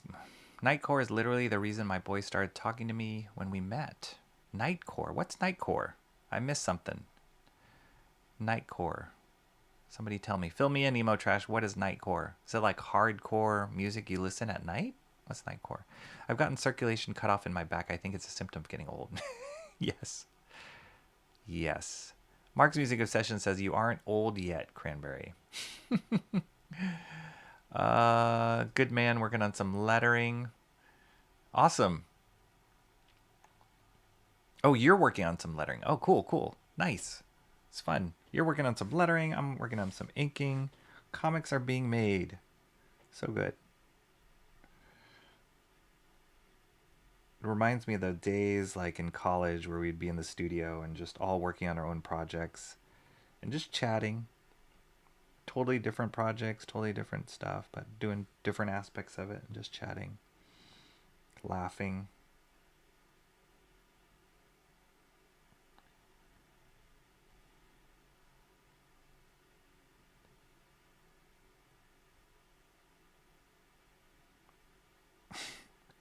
I had mentioned, I'm going to start laughing. I had mentioned I was at a retreat this weekend and it was just a bunch of guys. It was really fun. We had these rooms. It wasn't like camping. It was like, there was rooms, like really nice room. It might as well have been a hotel room, but it was in a campsite. And, so I was rooming with one of my friends, and then another one of you guys know Marty. Marty was there, and he was rooming next door, and we had this text thread going, and we were just joking. The whole time we were just joking on this text thread. And this past weekend, I forgot, I had said something on the text thread, and we were all in our room, and the second I sent it, I hit send, I hear Marty bust out laughing from the room next door, and it was so funny. And then we all started laughing, but it was just hilarious that we could hear him through the walls laughing instantly when I hit send. We were just cracking up, and anyway, it just reminds me of being in the studio at work, not at work, at school, being at the studio or in the dorm, and then just goofing off while you're working. It's kind of what we're doing right now. Some people are eating sandwiches. Some people are lettering comics. Some people are walking dogs.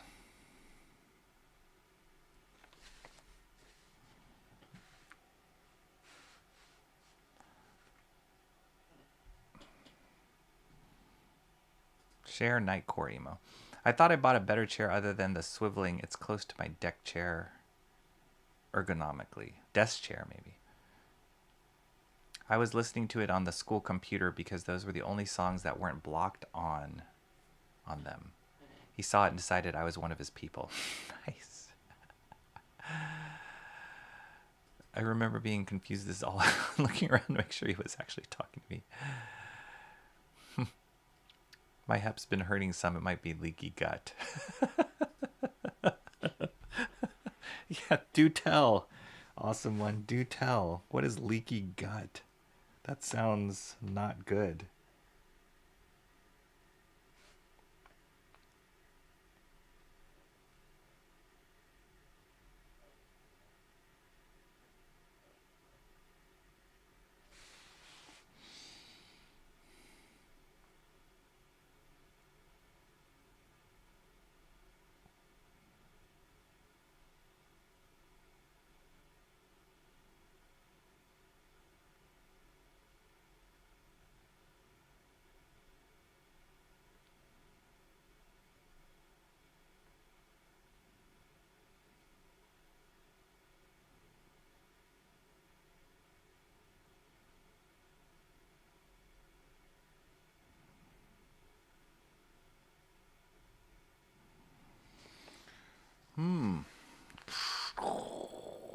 Galactus.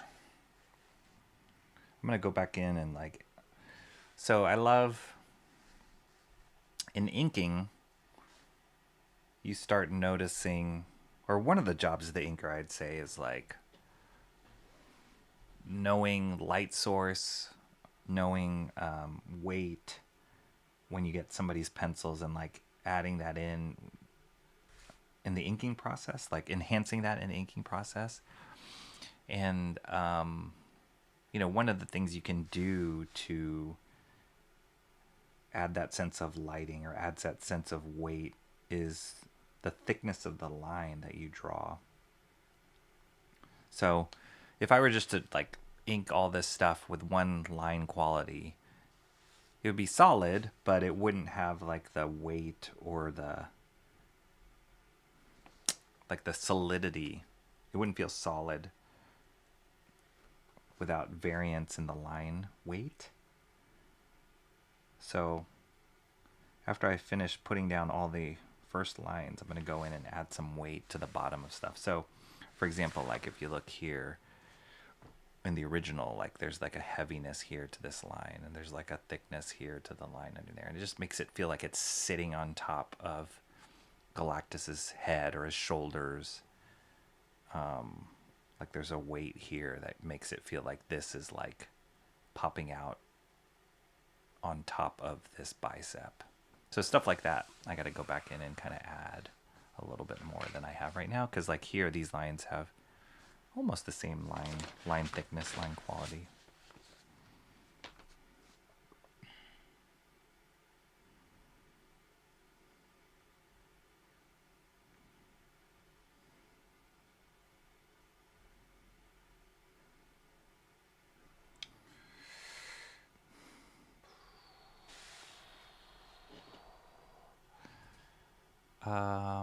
I hear Absolute Batman, the Absolute series, is the DC universe rewritten by Darkseid. Is it? Oh. Is it? I didn't... You might be right. I didn't read the all-in prelude that they released the week before Absolute Batman came out. I didn't read it. I know Darkseid was a part of it, but I didn't read it. So I don't know. Maybe. You might be right. I'm kind of embarrassed that I don't know.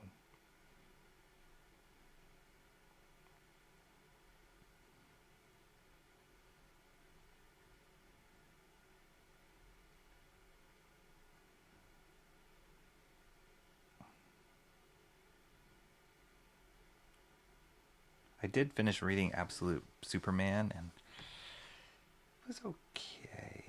I don't know if I'm going to keep picking that up. It's really hard to make Superman cool for me to pick up.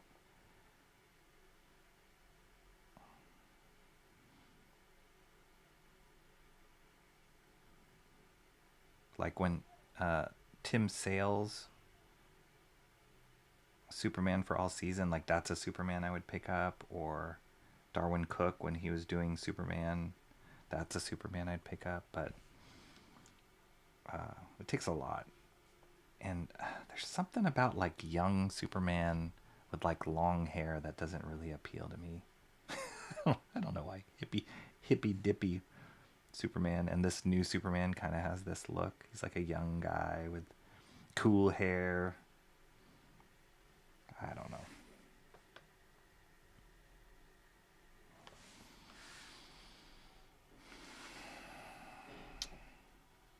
Night Court. Is it Night Court or Night Core? Wait. Am I confused? I'm confused now. Were you watching Night Court, Emo Trash, or were listening to Night Core? Please clarify. It's where poo leaks into your body and you get sick.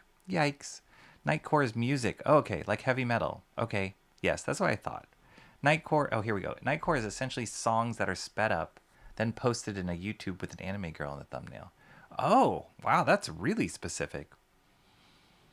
With an anime girl in the thumbnail.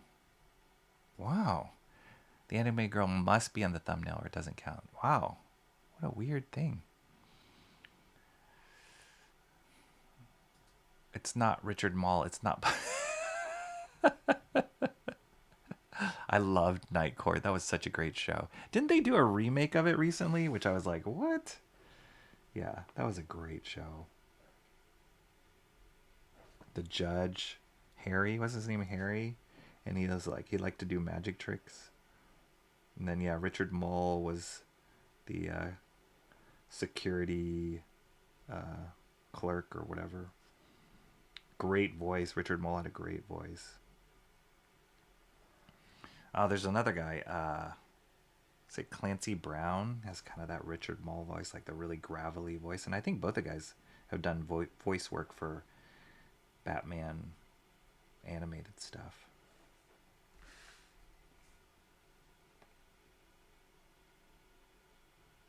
Yeah, I think Richard Mole wasn't he Two-Face? In the original Batman the Animated Series? Great voice.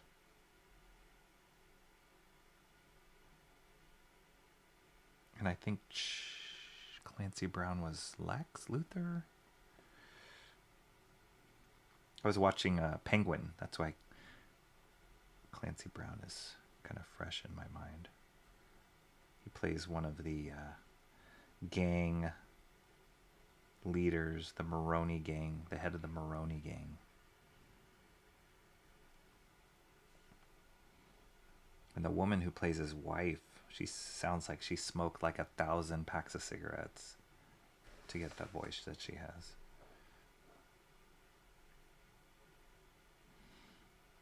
I haven't caught up with the Penguin yet. I'm still behind, but it just gets really dark. It's getting darker and darker and darker. It's still good, though.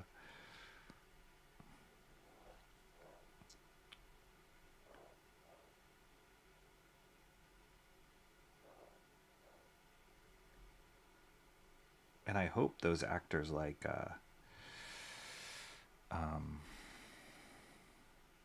Colin Farrell, I hope he wins some awards because he's phenomenal and totally transformed in that show.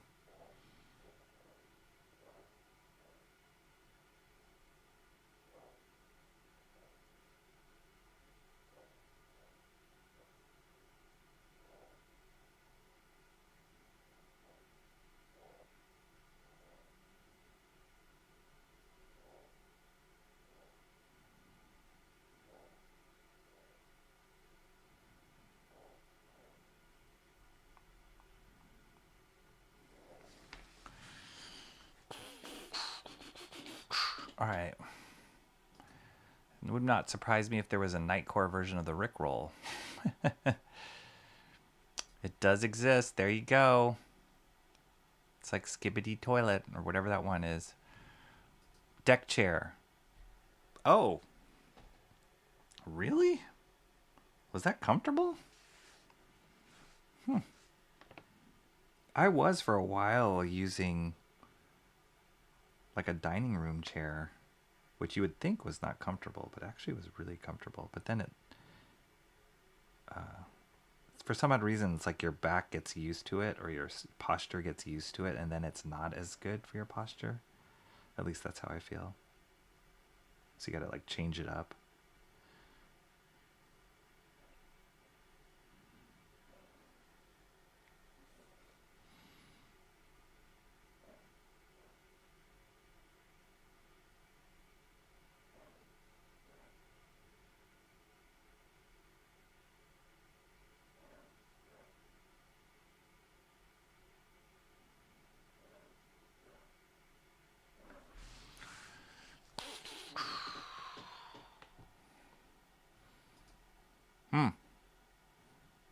Do I need to save this for my notes, emo trash? Is this the night core? I might have to save that for my notes.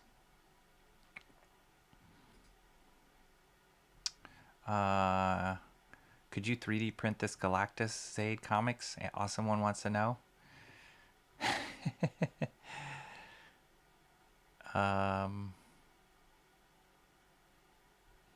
That doesn't make sense. Darkseid wanted anti-life. Why create life?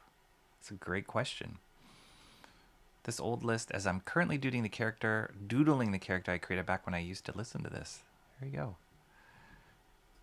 Superman's had some good series. Yeah. I don't know. There's something about Superman that certain people's takes on Superman that I'm not a fan of.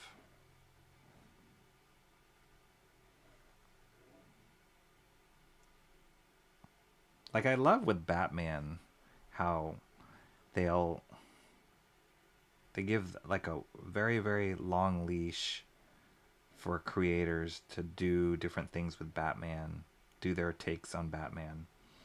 And it was like those books I was sharing, one of my Wednesday comic streams that I had. It was like the Legends of the Dark Knight, and like it was just these different creators, different takes on Batman, just for like 2 issues, 3 issues. That's awesome. They need to do something like that for Superman, I feel like, because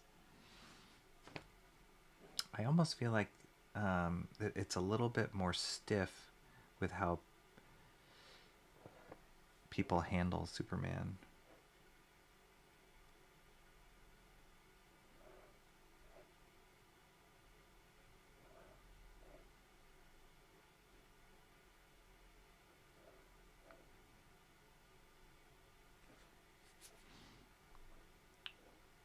Like, one of my beefs with the current Absolute Superman is, and this has been done before, where they have like the insignia of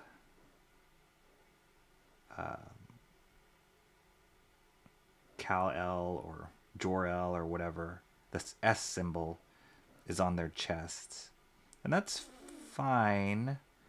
There's other in that Absolute Superman story. They have other. It's kind of cool. It's a little bit like Hunger Games, where characters have certain roles in society, and based on their role in society, they have that insignia on their chest. So the people that are like lower have a certain insignia. People that are like super smart intellectuals, like, have that and have a certain insignia. I think it's like a sun or something like that. And then, so the S symbol is one of those symbols, but it looks exactly like the Superman S that we know and love. So it's, I don't know, every time I look at it, I'm like, it just looks like Superman's S. I wish they could be a little bit more creative where it subtly looks like it. And then when Superman becomes Superman, it's clearly his symbol, as opposed to just like taking the symbol off his chest and putting it on a society, an alien society, and saying, this is their symbol. It's like, it looks like Superman. I don't know. It's weird. It's a weird, a weird thing for me to complain about, but.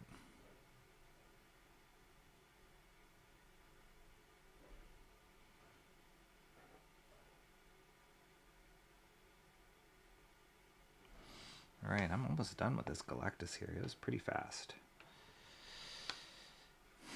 Just adding a little bit more thickness here and there for some of these lines underneath the forms to give it that weight, that solid weight.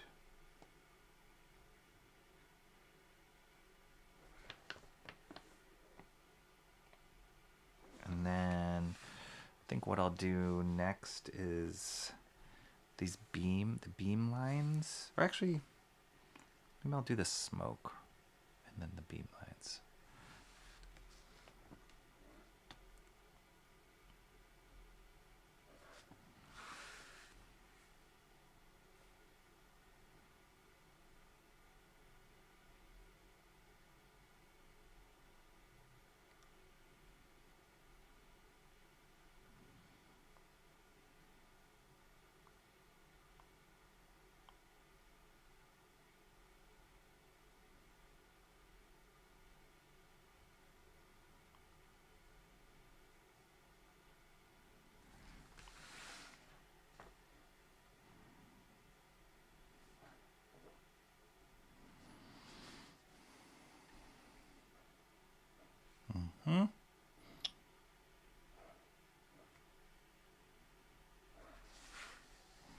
Very cool.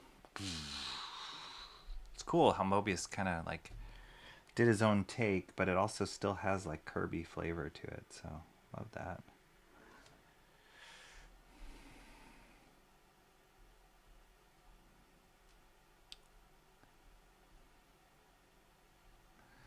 Cranberry Langer says Batman and Superman books rock.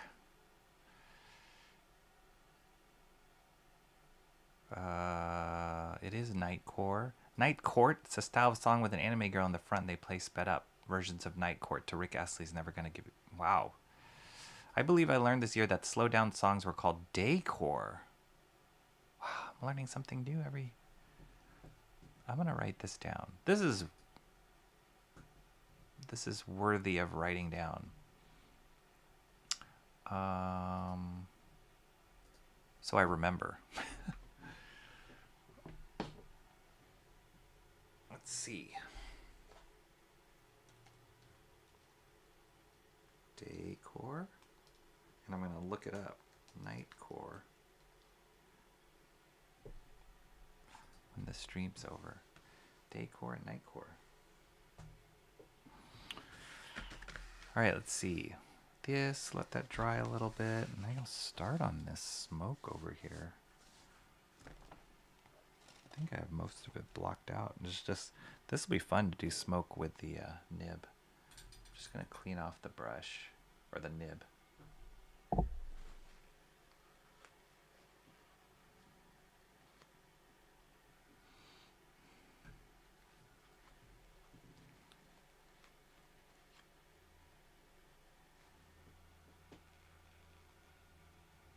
Yeah, I don't think you can see John.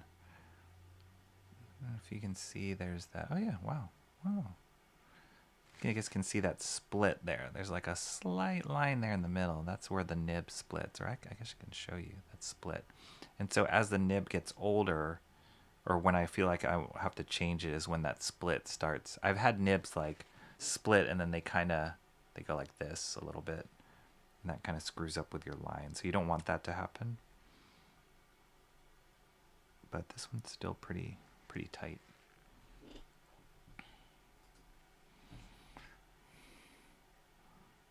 Colin Firth is demonstrating his great acting chops with the Penguin. You mean Colin Farrell? Colin Firth was in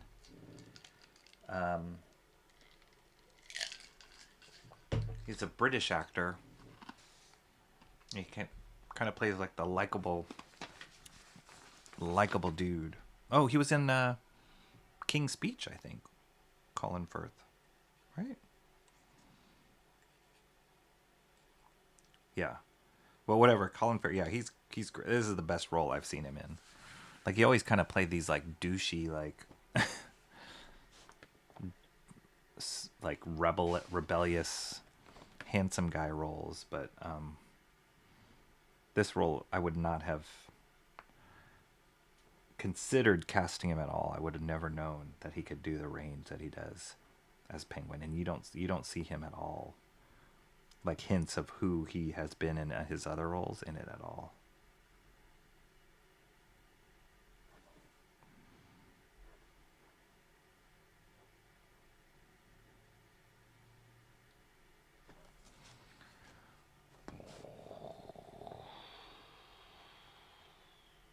Oh, let me get some Let me get a little bit of music in here.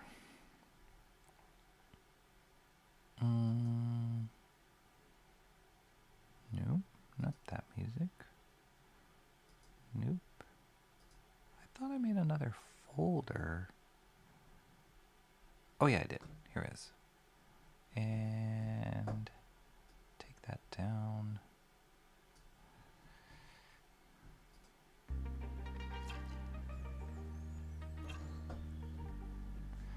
Little bit.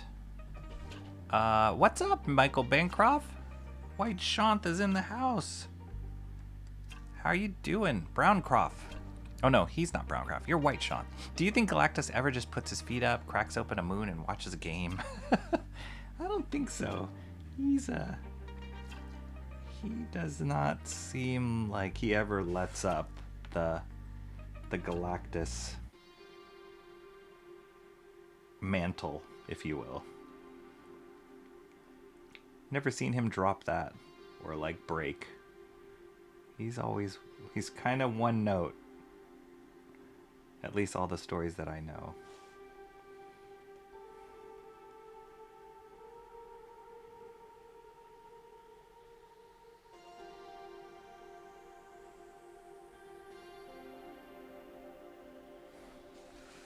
That'd be hilarious though if he actually like took off his helmet and just was chilling. It's like, I'm just dying. I'm full, guys. Heralds, you guys can take 5. I'm stuffed. Or even better, like middle-aged Galactus, whatever that might mean in his terms. And he was like, had a little bit of a gut because he was eating too much, wasn't exercising enough. And yeah, kind of had like the dad bod going on. That would be pretty awesome.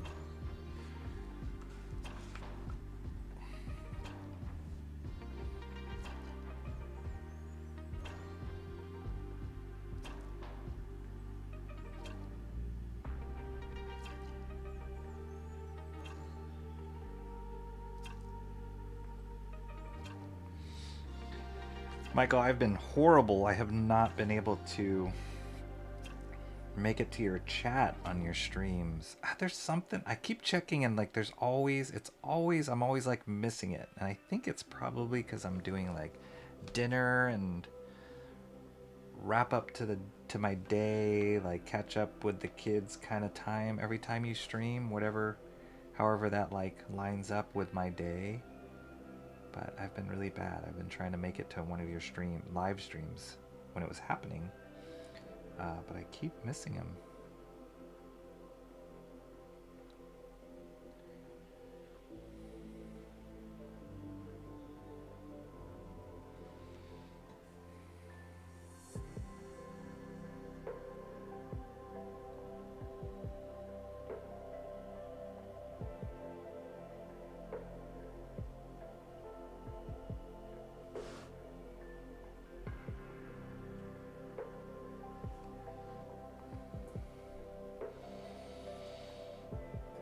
Only after he eats Australia. Oh my goodness. It was comfortable enough. I had a seat cushion and a footrest. But were you drawing with your feet up? How does that work? Or were you had a computer? What game would he watch? Spaceballs? Oh my goodness. Are you kidding me? Some rugby since he ate Australia?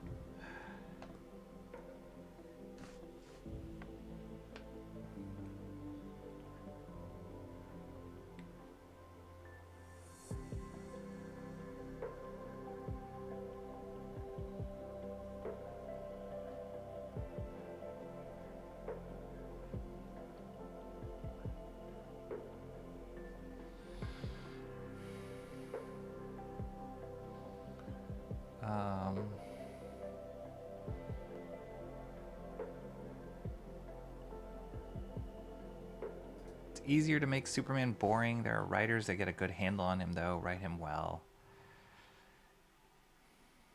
Yeah, I don't know. There's something. It's a tough little conundrum with Superman.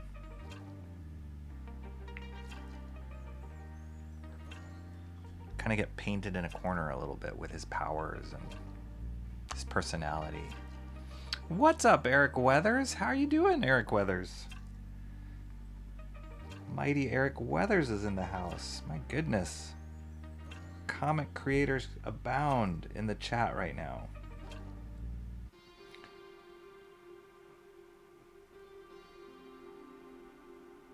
How you doing, Eric? Eric, I had heard. I was chatting with Shanth. Was it yesterday or the day before? Texting with him. And he said he was about to jump on to a call with you about new videos that he's working on. And then he sent me some stills from some of those videos about the research he's doing, and I was just like, you are a crazy person, Shant, and I love you so much. But your crazy, psychotic, photographic memory, like, is on a different level. So I'm wondering if he shared those things with you as well, and that he's about to share with the rest of the world once he finishes those videos. But it's pretty mind-blowing, some of the things he's putting together. I'm like, what? You're just sitting around thinking about this stuff? I feel kind of dumb.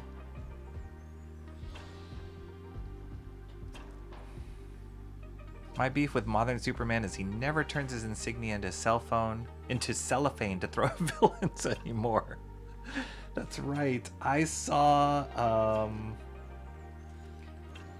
an amazing costume, Halloween costume. Somebody wrote basically like they won Halloween, and they did like not the cellophane thing, but they did the Phantom Zone.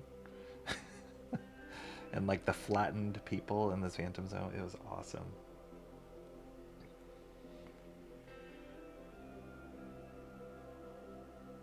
Oh, I kind of underestimated the size of this smoke. Well, I'll just play around with it. I won't be so exacting.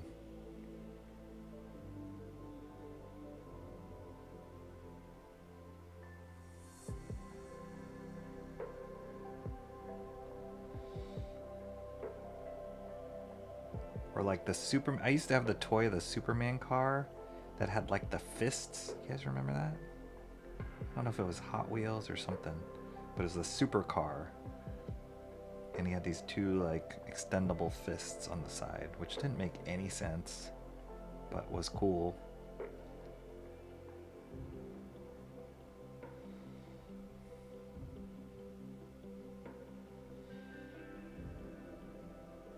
Yeah, I think I was hoping for a little bit more from that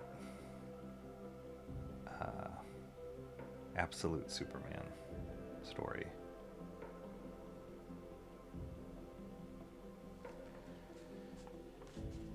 And maybe it's also the artwork. I think the reason why I like the Tim Sale and Darwin Cook's version of Superman is it's a lot more stylized. And most of the time Superman art is they just go so like safe, real with him. I mean, it's stylized, but it's not like super stylized. Like Absolute Batman, that artwork, that artist, Nick Dragotta, just went stylized with it. Like, and that, it works for Batman. And I feel like nobody's really been able to tap into that other than those examples that I said, Tim Sale or Superman, like make him like even more barrel chested. Actually, speaking of that, like Shanth, I remember there was one phase where Shanth was doing, not to like spill all the beans on his on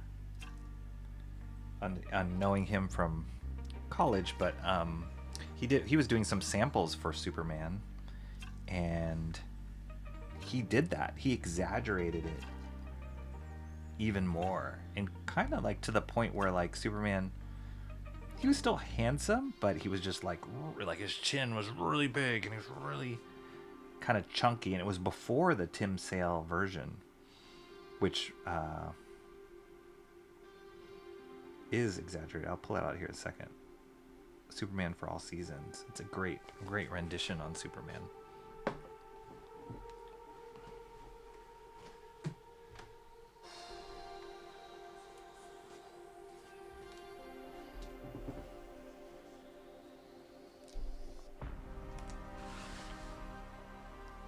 So like that's cool to me. Like he's still, you know, but like look how fat his neck is.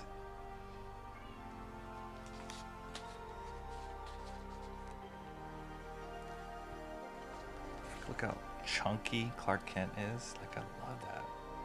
And that's why this appealed to me so much. That face.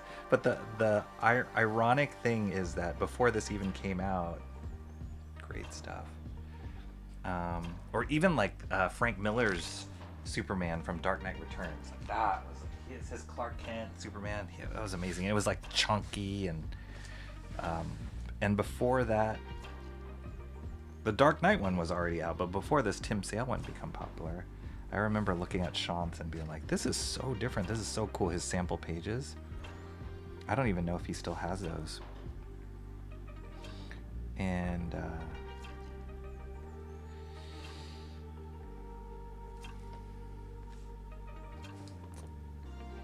but he didn't get the job. Spoiler alert, he didn't get the job drawing Superman, but it would have been so cool. That would have been a Superman I would have bought. Like if you got like Sam Keith to draw Superman, or I almost feel like the Superman artists are just too not easy, but too safe. One of DC's biggest artists right now, most popular artists right now, is a guy by the name of Dan Mora, and he's awesome. He's really good, but all of his work, or his Superman stuff, he just looks clean cut, perfect human being. I like to see the like flaws and the character and the design flaws. But that is Superman's character. He's perfect, right? He's like this perfect dude, perfect specimen.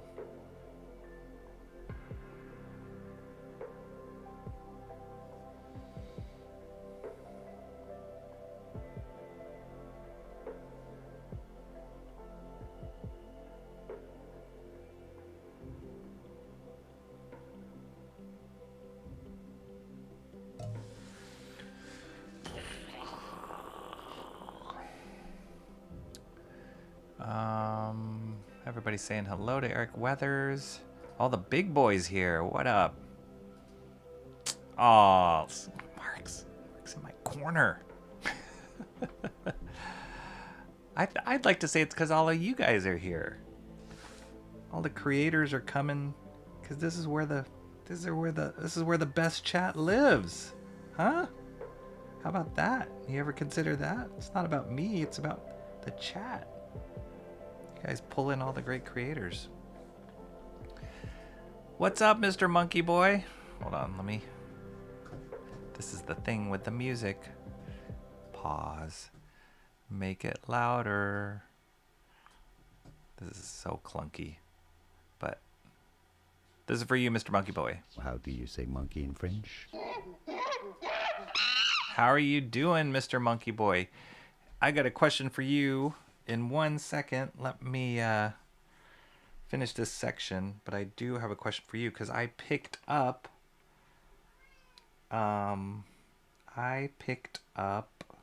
just got distracted by my cat yelling at me. I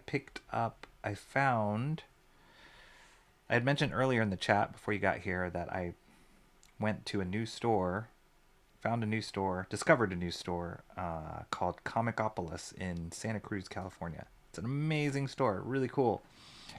And they had a bargain rack or whatever. And one of the things they had on there was something I had my eye on to buy, but didn't want to pay full price on it. And they had it for pretty cheap.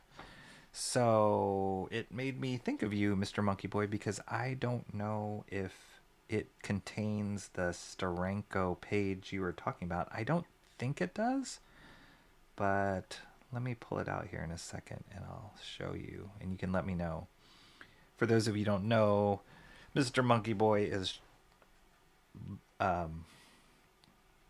rallying for me, petitioning for me to do a Steranko page next, or for one of my master studies, which is a great idea. And he has a very specific Steranko page that he was recommending with Nick Fury in it. But I don't know if this artisan edition that I found, that I just got, has that page in it. That would be great if it did. But I'll show you in a second. You might already know about this book, and you might already be able to tell me.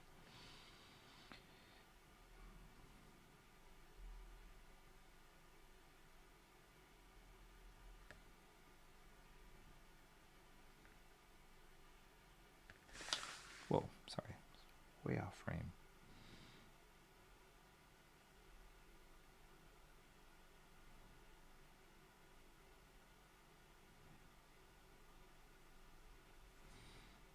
I love how thin I can get with this nib, which that's one thing to consider with when you're dealing with line weight, is line weight also can affect scale. So if I did these, so Galactus is super huge in frame here. And if I did these clouds with a chunkier, thicker line, these smoke lines, it would almost diminish the scale of Galactus. But because MOEBIUS used a pretty thin line as he drew this smoke, you get this sense that the smoke is really large in scale.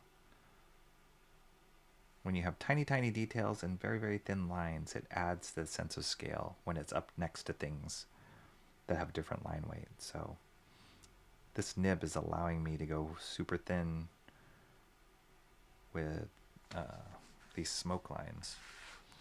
And then here I can go a little thicker, and he also goes a little thicker in these areas here, but he goes pretty thin in these lines.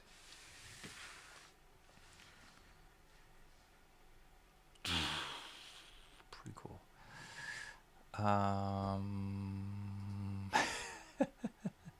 Cellophane Superman symbol. Emotress, think he came out with a slowed version himself, was pretty good in my opinion.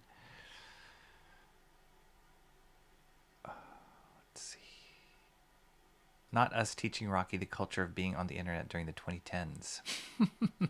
I am. Daycore, Nightcore. It's great. That's why I started doing that little note sticky, so I don't forget. Because you guys say so much good stuff during stream, and I can watch the chat later after it's done and kind of catch some of it. But if I have it in a little sticky note, it's easier to remember. Whoa, did you see that? That really blew out my exposure.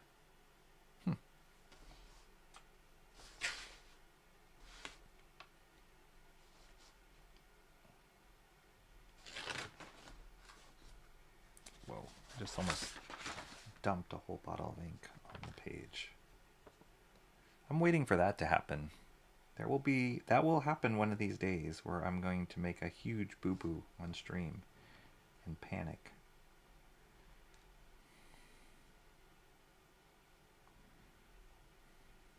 Like spill ink or whatever.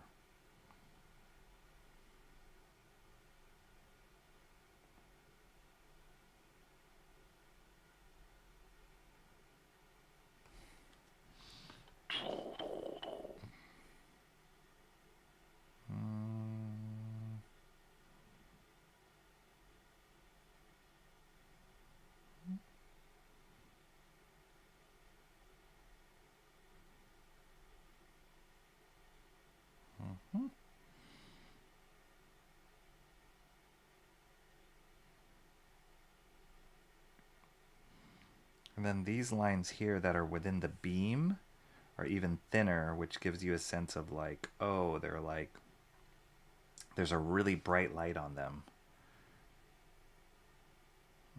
which kind of blows out their line.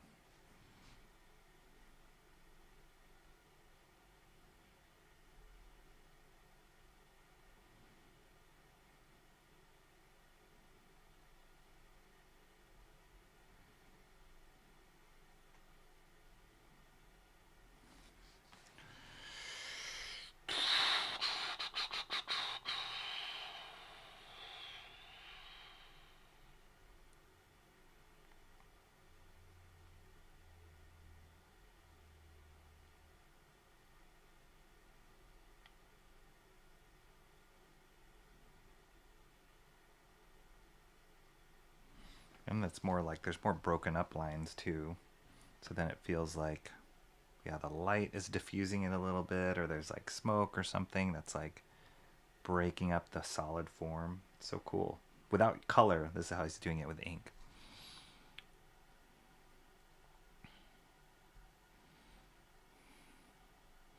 Can't wait to teach him about Undertale.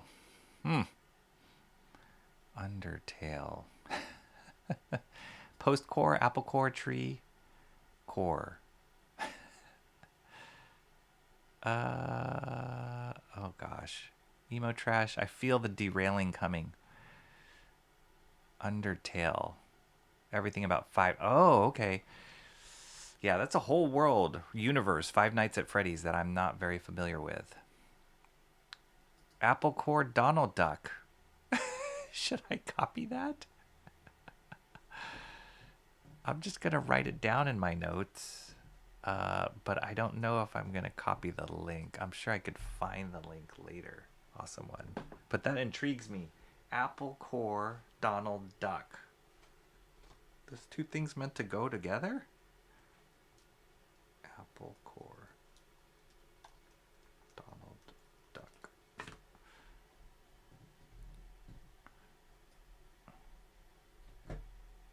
Reduce the size a little bit. Oh no.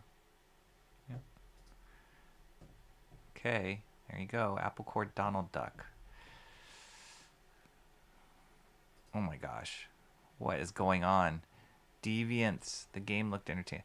I recall Anton Dennison, what's up, man? I recall Galactus chilled with Hercules back in the 80s. Took off the helmet and everything. No kidding. Really? I didn't see that at all. That is something I would love to see. Just read FF when he had Johnny Storm as his herald, and you'll get all of those things for Galactus. Oh, okay. I guess I don't know as much about Galactus as I would think that I should know. That's okay. There's so much that I'm like... Because there was a gap for sure in my comic reading. A period in time where I wasn't reading as much, and so I fell behind with all those stories, like both Marvel, DC, whatever. So yeah, I'm sure there's lots that and then I was never a huge FF person or fan. It was more the mutants. So yeah, I'm sure there's tons of stuff that I am behind on or don't know about. All right, I do the smoke. I think I can do the beams, right? Yeah, I'm just gonna, even though these are clearly straight up vertical lines, I'm just gonna freehand them because that's the way it looks like MOEBIUS did, and kind of adds a organic quality to it. Wait, this, yeah, I can just do it. Let's do it.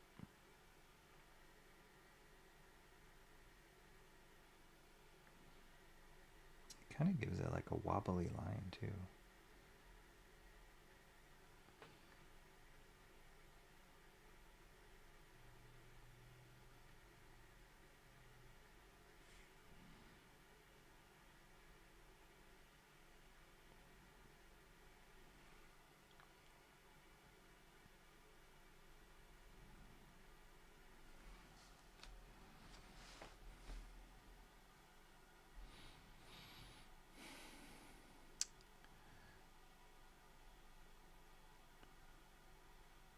Slenderman. I saw a great Slenderman costume during a Halloween emo trash. If you follow me on X, I think it's Slenderman that I saw, but I posted that on Halloween. I was walking around this area that I was at, and this guy walking around on stilts in a Slenderman costume. I was like, whoa. But I don't know the story of Slenderman or the...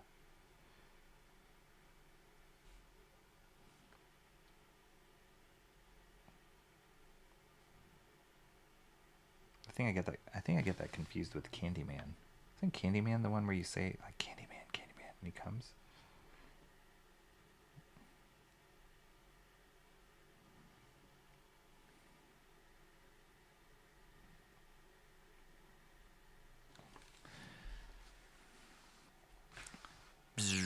I totally just boofed that last one. That last bit of the line. I'll clean it up later. That's cool. Galactus. Okay. Smoky smoke. There's a little bit more smoke here.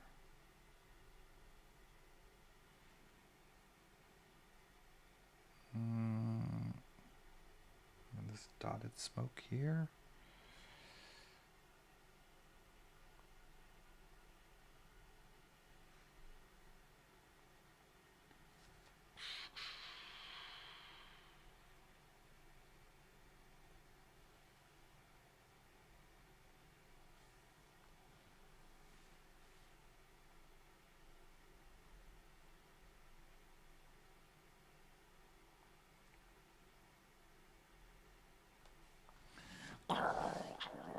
Okay, here's my smoke here. I get it.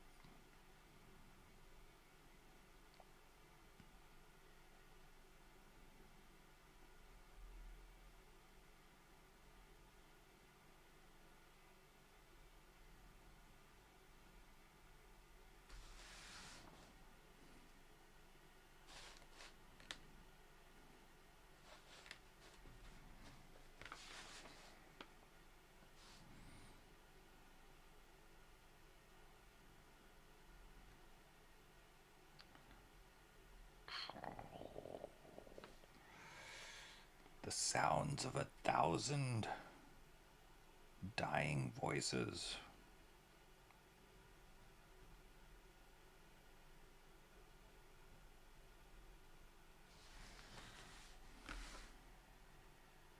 Mm-hmm.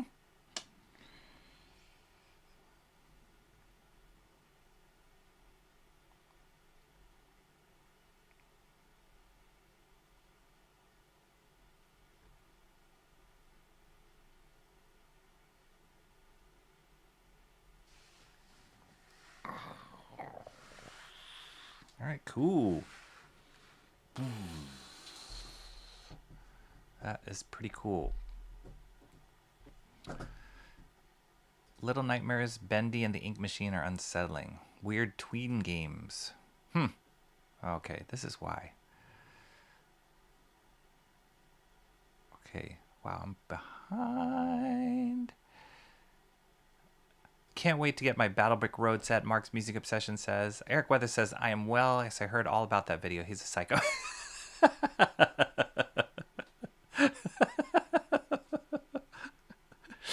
I try and be a little bit more like, dude, wow, this is my... Eric's just like, he's crazy. He kind of is. It's like his, what do you call it? Beautiful mind. Shant has a beautiful mind for sure. I could see him like in his room, like with red strings taped up on the wall, and it's insane. And yet it makes you go, oh, what in the... You're like, you're on to something here, psycho. That's hilarious. Awesome one posted a link for battlebrickroad.com.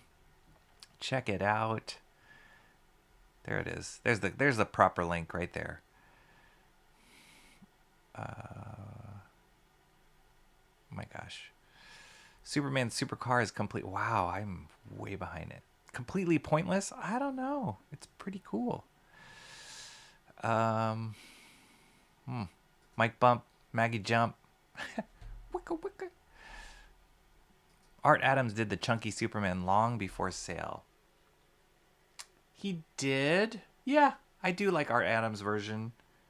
I liked Sale's version just because it's like ugly. Like it's not like Art Adams. Yeah, he's chunky and his proportions were chunky, but he's like, as is all of Art Adams' artwork, it's like really clean, like perfect, laser perfect.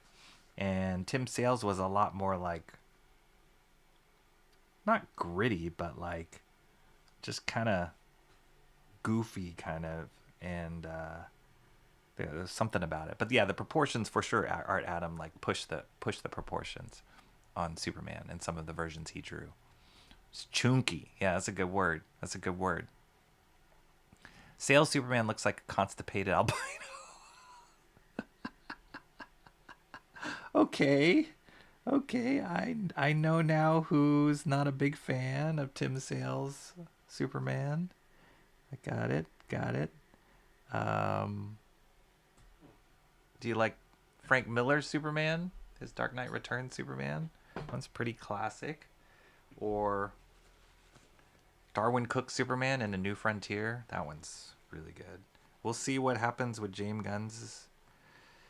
I mean, it's not a comic, but like his interpretation of Superman. I can see this little metal thing starting to split a little bit, so it's happening. It's not a bad thing, but it is, that's the wear and tear a little bit on a nib, if you guys can see that.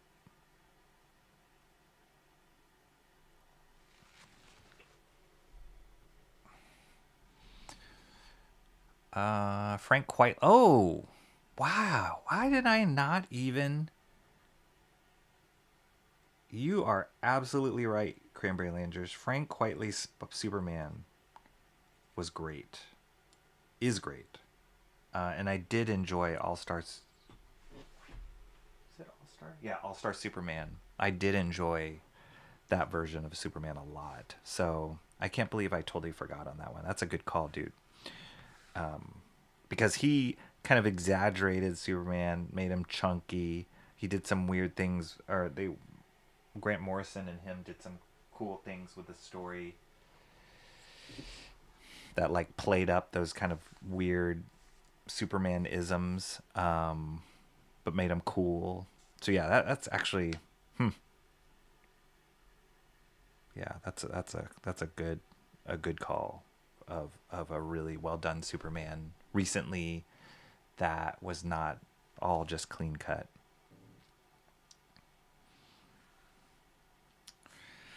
All right, well, let's see. I'm not going to draw the buildings yet. I'm going to save it. So I could start this. Guy. Why not? We are here. We're all here. Why not? My face hurts. That's, yeah.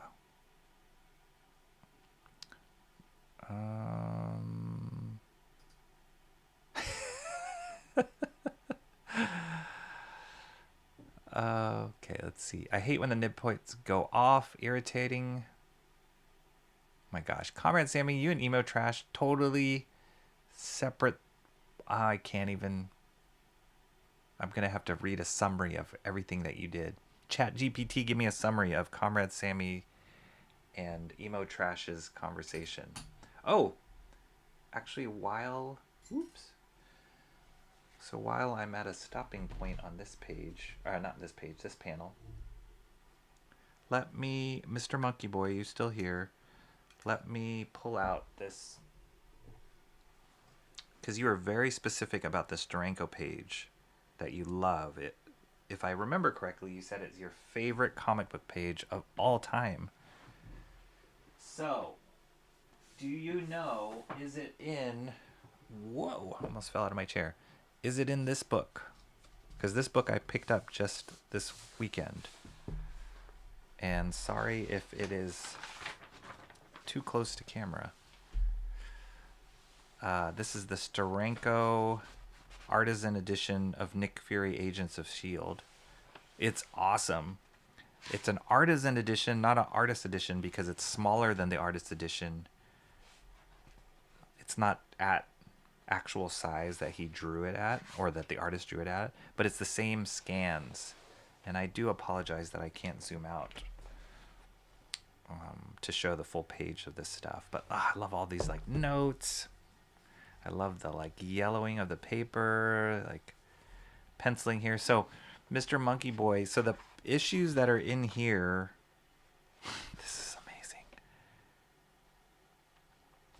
Like Steranko, when he was drawing this stuff, it has this Kirby flair to it, but then his panel layouts were so unique and inventive. So these are the different issues that are contained in here. Strange Tales, pretty much 151 through 162. Do you know if any of those pages have the story you were talking about? Let's see. Yeah. No, just Strange Tales stuff. So nah, your page isn't in here. Dang it. That's too bad. Because this would have been great. It would have like catapulted Steranko in the order of possible pages that I would do a master study on. I mean, these are fantastic. This is fantastic stuff. Who's the inker on this?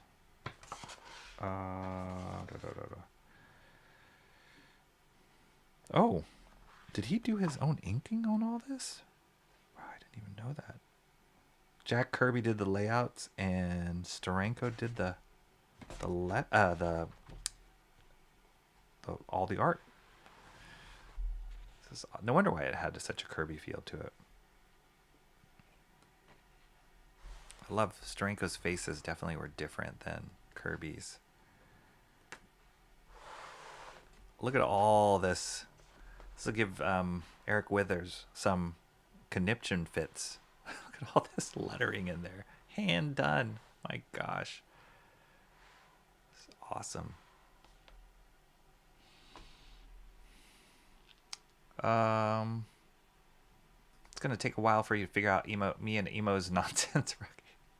Here we go. Awesome One gave me a great summary. Nightcore, Tween Games, Superman Constipation. I'm talking about Superman again. Yes. Constipated Superman needs super suppositories. That's great. Galactus makes me want a popsicle. Oh, I think I know what kind of popsicle I'm thinking. I think you would really dig the Marvel Knights Fantastic Four series. Oh, was that Oh no, I'm thinking of the Inhumans. Who was the illustrator on that Marvel Knights Fantastic Four? I know they did Marvel Knights Inhumans. Oh, look at this page. The other thing that we were talking about is like maybe I can do a splash page next. Like how cool is that page? This stuff would be so sickly hard to do. These like these feathering lines. Oh my gosh, that would be hard.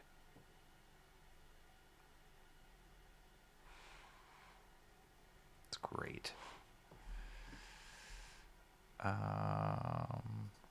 Cranberry Ranger says, looks awesome, Rocky. Galactus coming along swimmingly. Were you playing in the Redwoods again? We were near the Redwoods, near Santa Cruz Mountains. Or Santa Cruz Mountains. But before we went there, it was like a retreat I was going to. And before we did there, we stopped in Santa Cruz City and met all the like tweaked out people on the sidewalk with their crystals. But they have a great comic book store there. Really great comic book store. Right next to a really good used bookstore, too. The comic book store is called Comicopolis. I'm planning on going back there because it deserves a video. And I already talked to the owner about possibly doing a video for him. He's like, yeah, that'd be great.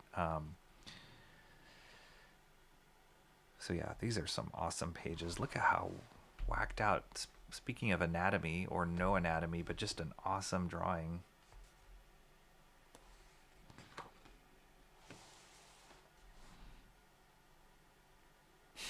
This reminds me of... This feels more like Steranko here than Kirby. And then all this like photo collage kind of stuff. It's very much Steranko, like breaking this kind of stuff. It's very Steranko feel to it.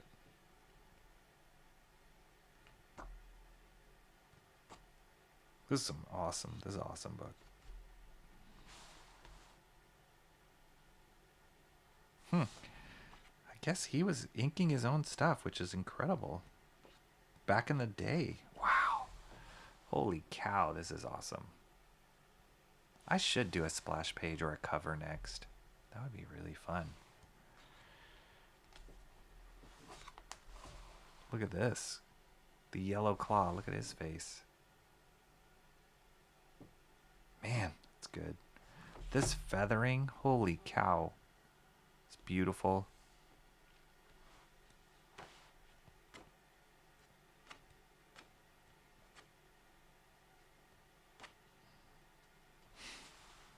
It's insane octopus. Wow, that's good.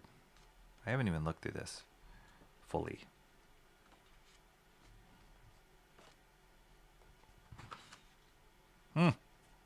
Too good. Okay. So struck out on that one, Mr. Monkey Boy, 1969. Cranberry Lander says Fantastic Four has had some of the best storylines in Marvel Comics in the mid-2015. Okay, Harold Galactus took on human form. Okay. All right, let me just make sure.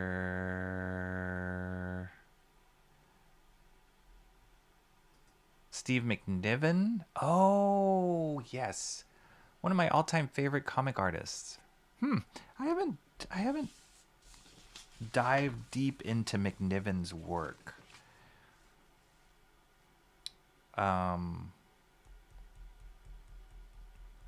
Didn't he do a lot of stuff on Civil War, right? I think. And yeah, I think that's where the line, like, it's always this thing I question myself, or just my own. Oh wow! I just saw a spot here that was not filled in. The things that I like and the comic artists that I like. There's always that toggle between realism and cartooniness. And I tend to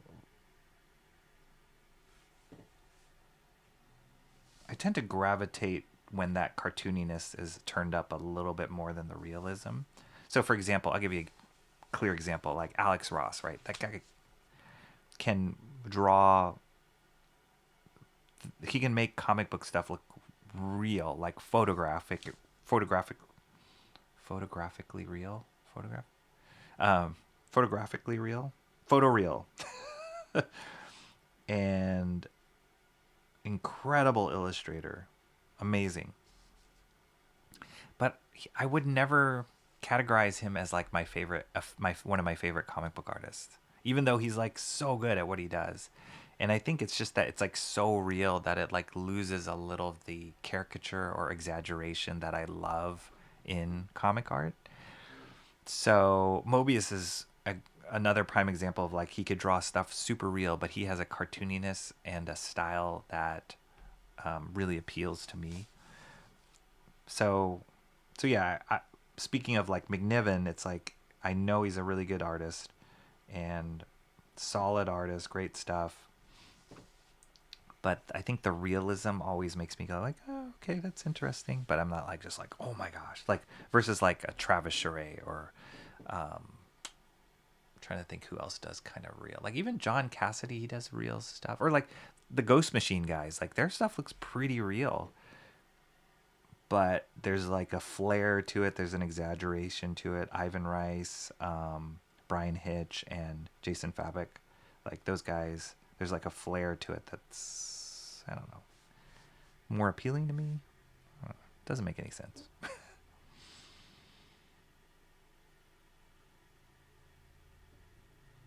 So I feel like I think I need like a thicker nib to do some of these lines. Either I'm gonna have to double up, because some of these lines, because Galactus his face is so huge on this panel, you need the thicker lines to give it a lot more weight at this scale.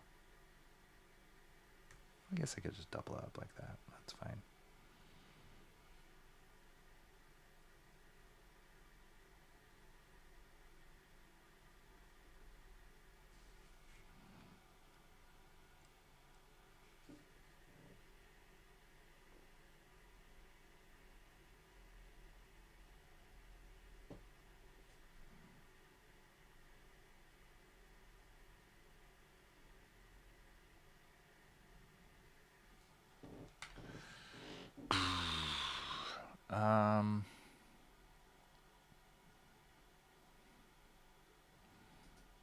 Steve McNiven also did a really good stint on New Avengers. Cool. Rocky, that book is, to quote Bancroft, phenomenal. Phenomenal. Yeah, he did a lot of work. McNiven did a lot of work in Civil War. Okay, cool. Yeah, that's what I thought. Civil War, I feel like he was 90% usually. I liked his general bend to realism versus comic booky. Yeah. I mean, you know, everybody has their own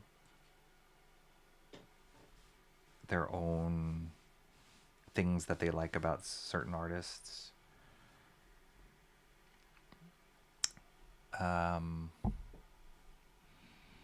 The artist for Iron Man Extreme, Adi Grant. Yes, it is crazy realistic, and I think he's amazing. Great designer, great painter, but I'm not racing to buy his stuff off the racks.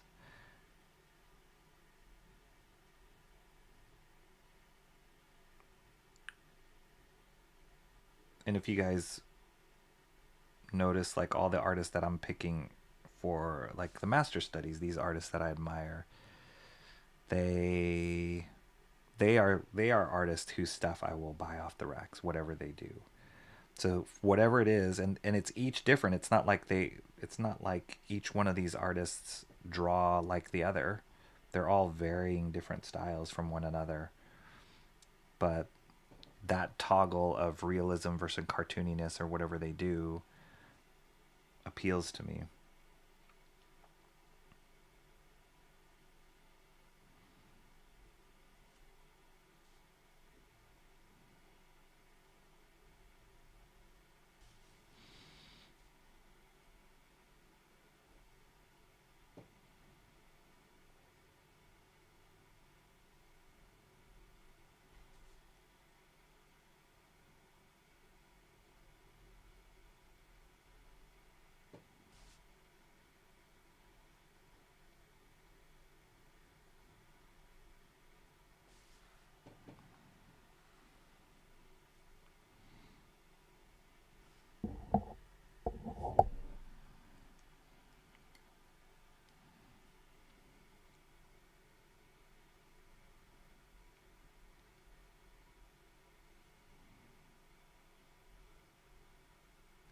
Yeah, it's also always cool to know or to hear why certain people like certain kind of artists.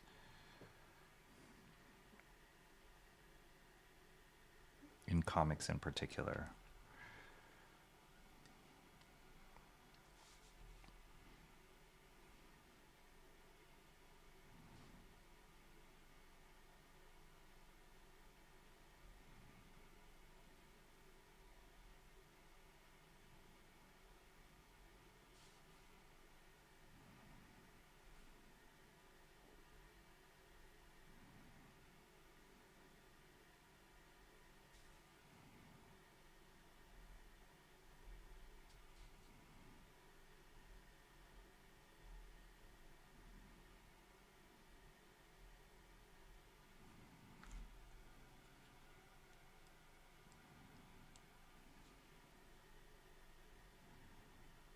That's why I like love it or hate it. Like Rob Liefeld's another one I can think of like, oh, people are like, they're always ragging on like how he draws his hands and his feet and his anatomy and blah, blah, blah, blah, blah. But there was something about his artwork when it came out that just was so exciting to me as a kid. Same with Kirby.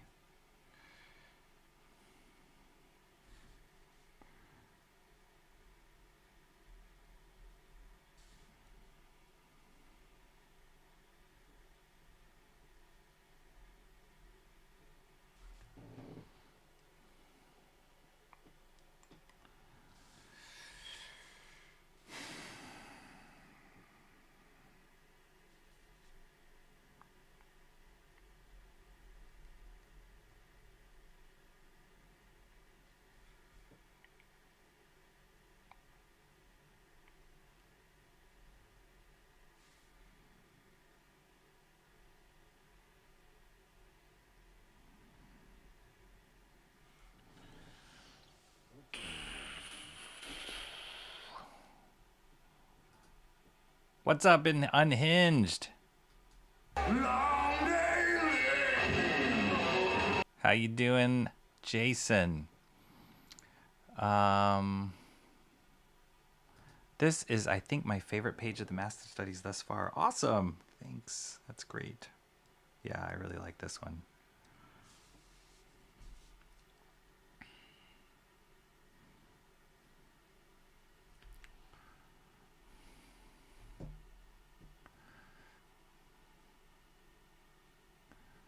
I'm also really into Scotty Young and other really cartoony artists. So, I mean, speaking exactly to that, like, Scotty Young he definitely skews a lot more cartoony.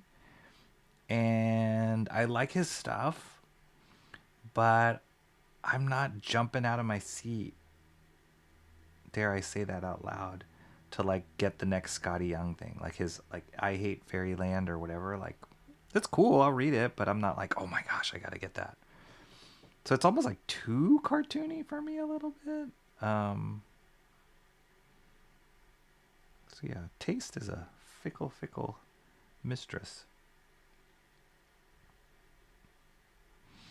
There's an artist by the name of Carrie, I don't know if I'm pronouncing it properly, Carrie Andrews, and he, I think he's working on a Spider-Man series right now, but his style can go both ways. Like, he can draw really realistic stuff and stylized stuff and kind of the range in between. And depending on how he toggles that, I'm like, wow, look at that, that's amazing. And then some I'm like, that's okay. So even though it's the same artist, just that switch between, or that range of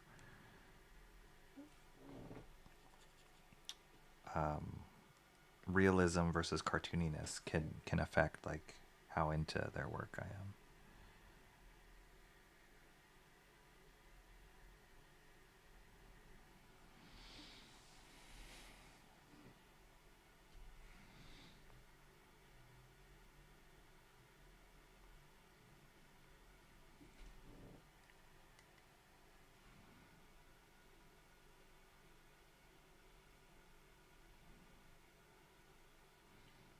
Drawing these little tick marks on these, like, texture lines right now. It's kind of cool because it gives it so much, like, volume to each one of these lines. So it really feels like his face is, like, carved out of stone. Or like a mountain, the scale of a mountain.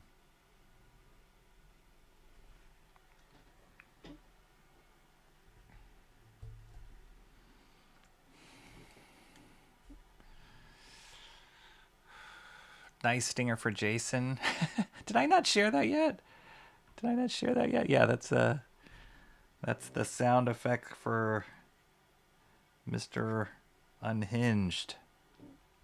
Guys, check out his channel. Did an awesome G.I. Joe piece recently that I saw. Looked so cool. Like, I love when you draw human characters, Jason. It's really cool to see your take on human characters. Because you naturally have like a... I mean, speaking of styles, like you have like a cartooniness to your stuff, but then there's realism. To see that like coupled with the realism that you add in there when you're drawing human proportions and human figures, it's awesome.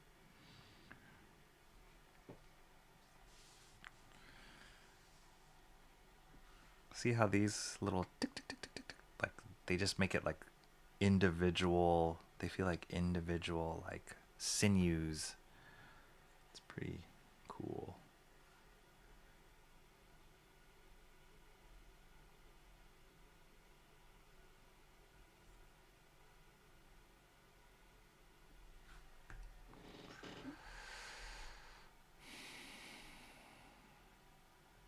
I think it's pronounced Carrie. Yeah, he's doing Rain 2. Oh, yeah, Rain 2. That's right. Spider-Man Rain 2. I haven't read that series. I don't know why I haven't picked that one up. I should read it. I don't think I read the first series. Maybe that's why I didn't pick that one up.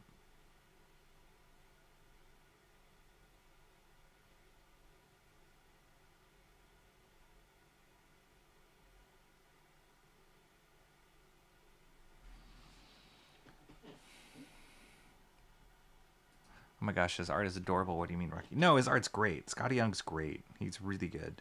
And he's obviously made a successful career because of it. Just saying, for me, I think we're talking about Scotty Young, right? Emo trash. For me, that cartooniness is a little bit too much toggled over.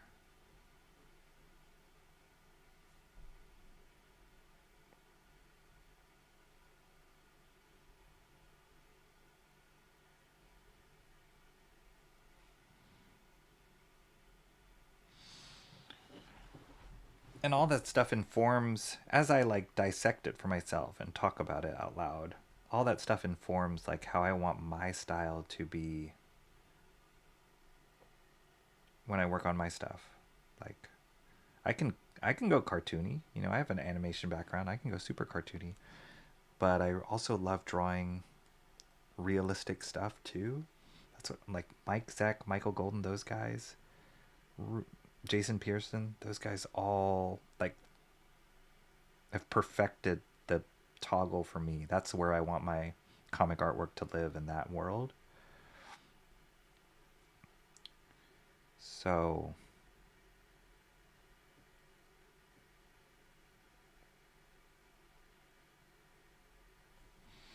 yeah, that's me. But then, you know, then I look at like Bruce Timm stuff and I'm like, oh, and his stuff is pure cartooniness.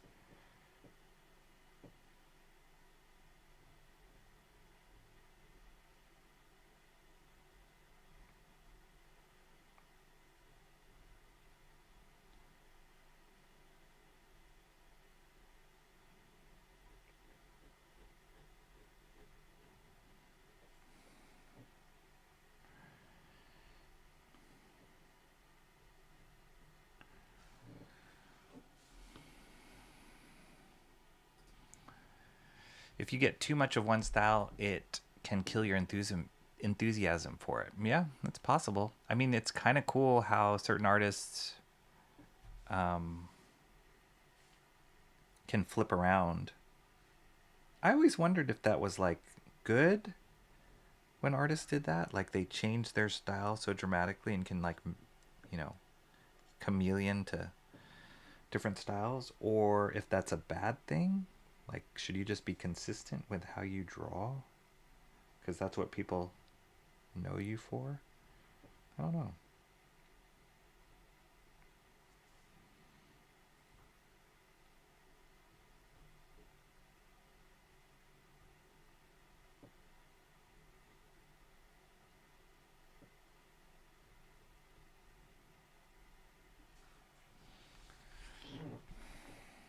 Let's get this great shadow under his nose.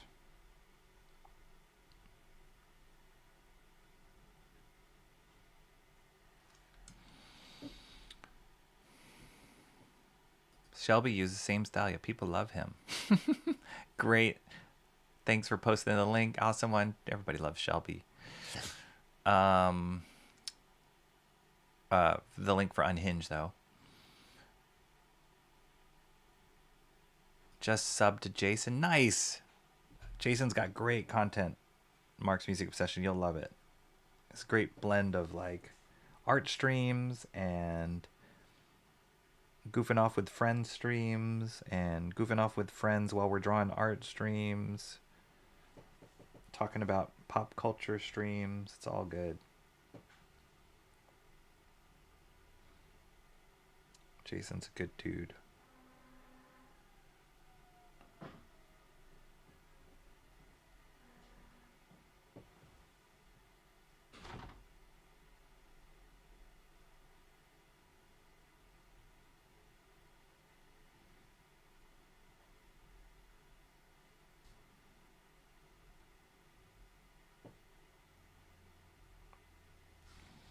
It's awesome, these like these contour lines underneath his nose. I love how they go in the direction of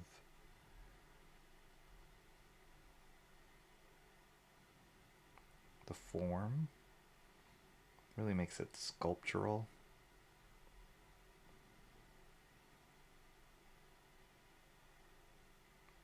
Gives it a lot of volume.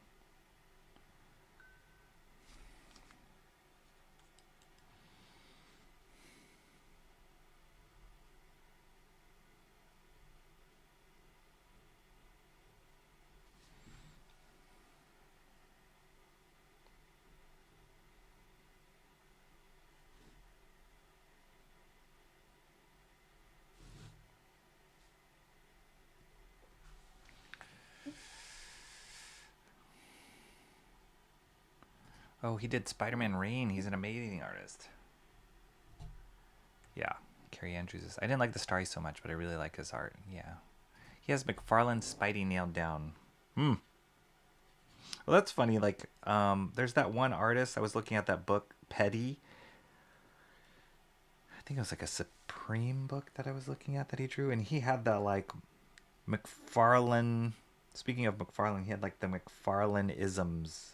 Like the style of McFarlane, but it was it wasn't as realistic as McFarlane had done in some of his stuff. So it felt like McFarlane, but it was different just because his like if McFarlane's realism was toggled to say like 7 or 8, and then his style was like 10. This guy Petty's style, or say his McFarlane style was like 9 and his realism was like 7.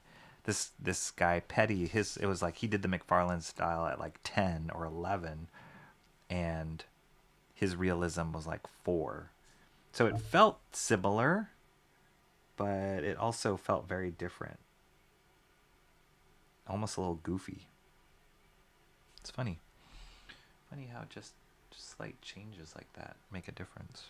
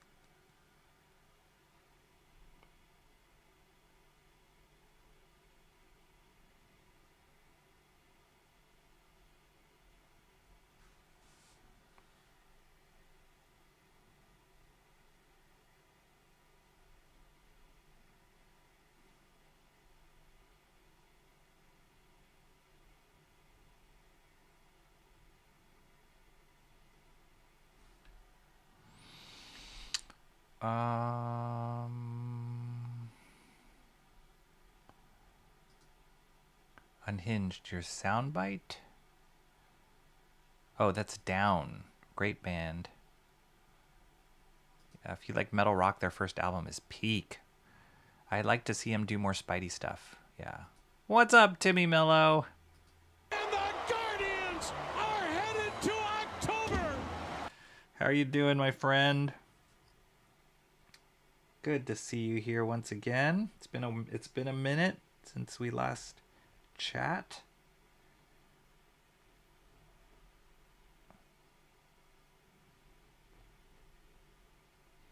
How are things in Cleveland? You're not to always go to sports when you come on here, but your Cavs are killing it, man. They destroyed the Warriors the other night. I didn't get to see the game, but all I know is when I checked the score, I was like, what? We're down 41 points at halftime? That's not good. I thought we were doing good this year. Yeah. You guys are killing it.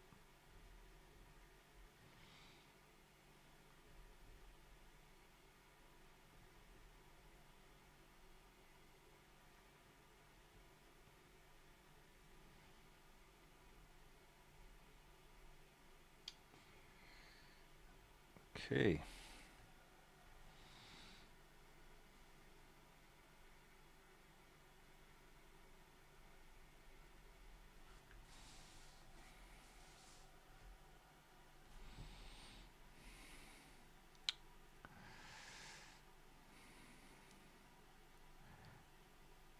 For the moment, I just do whatever weird amalgamation of kind of anime, kind of cartoony my style is. And that's okay. That's fine.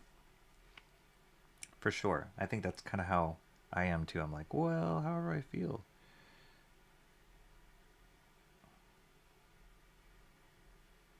I think the fun thing is like doing these master studies helps me push in certain directions, whether it's more realistic or different kind of lines, forms than I would naturally do.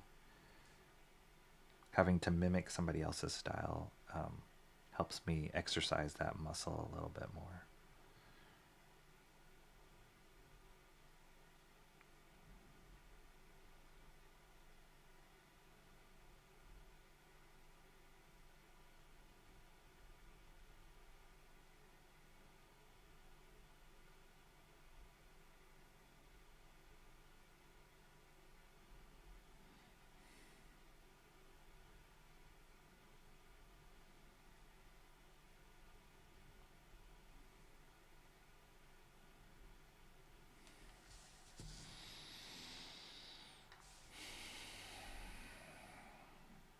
Hit that like and share this out to your social media. Sub too. Thanks, Unhinged. Thank you so much for the reminder. Yeah, we are moseying along with our subscribers here, and so thankful to have all of you, the chat, the mod squad, and also the heavy hitters who have produced in this independent comic space. Thank you guys for showing up here and being interested in the crazy things we're doing.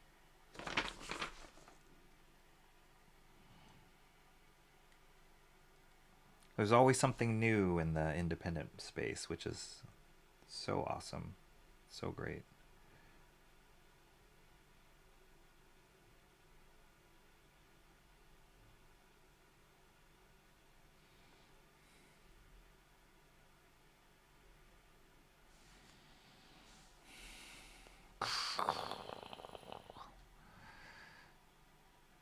There is a trade from 2000 that, collects issues 1 to 3 and 5. Only thing I can find, but in small format. For the Nick Fury stuff? Okay. We're going to have to find it. Or, is there a link online to that page that you've referenced, Mr. Monkey Boy 1969? Like, a scan of that page? I'd love to see it. For somebody to say that's your favorite comic book page of all time, That's a big statement. So I'm always down to see what other people get excited about.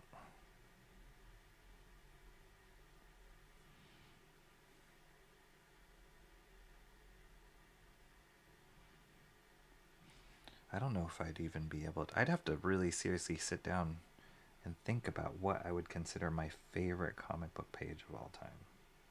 That's a tough statement.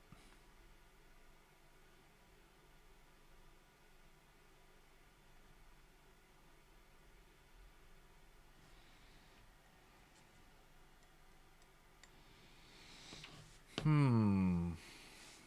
see, there's a little bit of a thin.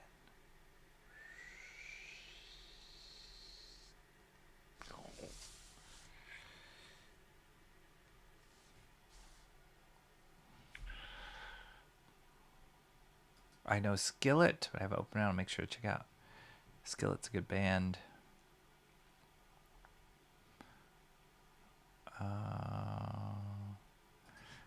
Wonder if he ate. Why are you hearing my stomach grumble?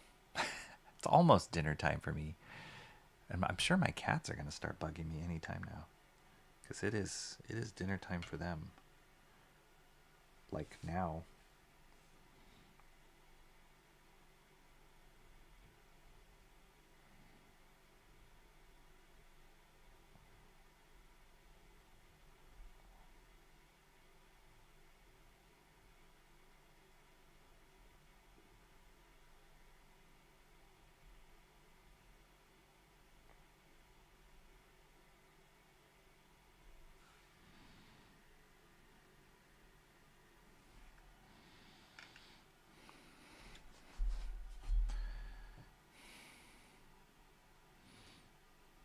Entertaining stream. He's a great artist. Nose hairs. Oh. I thought my own. Jeez Louise. Don't scare me.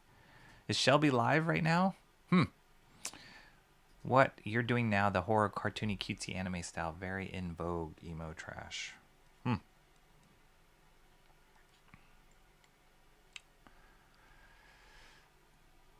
I feel my style kind of takes after anime, which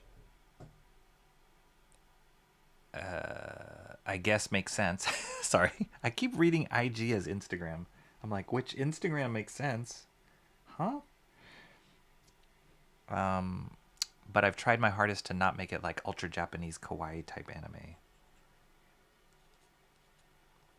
Yeah, and the style evolves. Like I'm sure you guys heard on stream, Shanta Vibe talk. Like I was so into like Jay Lee for the longest time, and I would try and do the like Jay Lee things in my style. And then I don't, as much as I still love his stuff and love his new stuff, I don't try and emulate that as much now. So yeah, it just changes.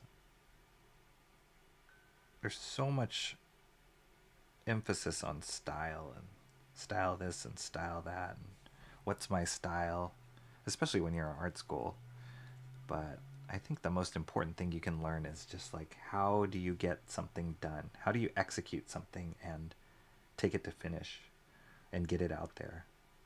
Those are the kind of skills that the art muscles that you need to build up now. And then style will come. Style is affected by what story it is you're drawing or trying to tell. It's affected by what's popular and what will communicate to the audience that you're trying to reach. It's affected by deadlines.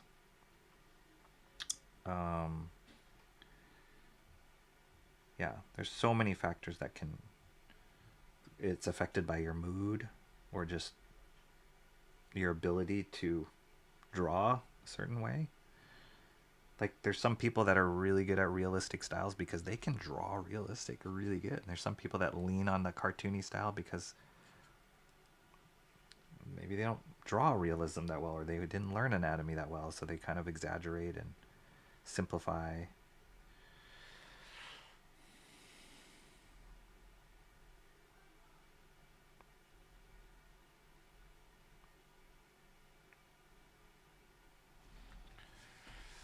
So many lines, so many contour lines. A little bit more ink here. I don't think I'm going to be able to finish this head tonight, but let's see how far we can go. Oh, I just heard somebody got home.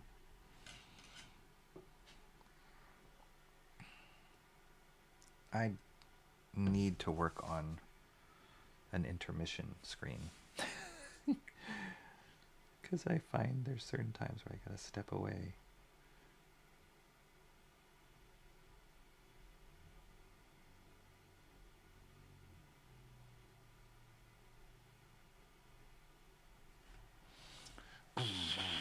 That's looking pretty cool.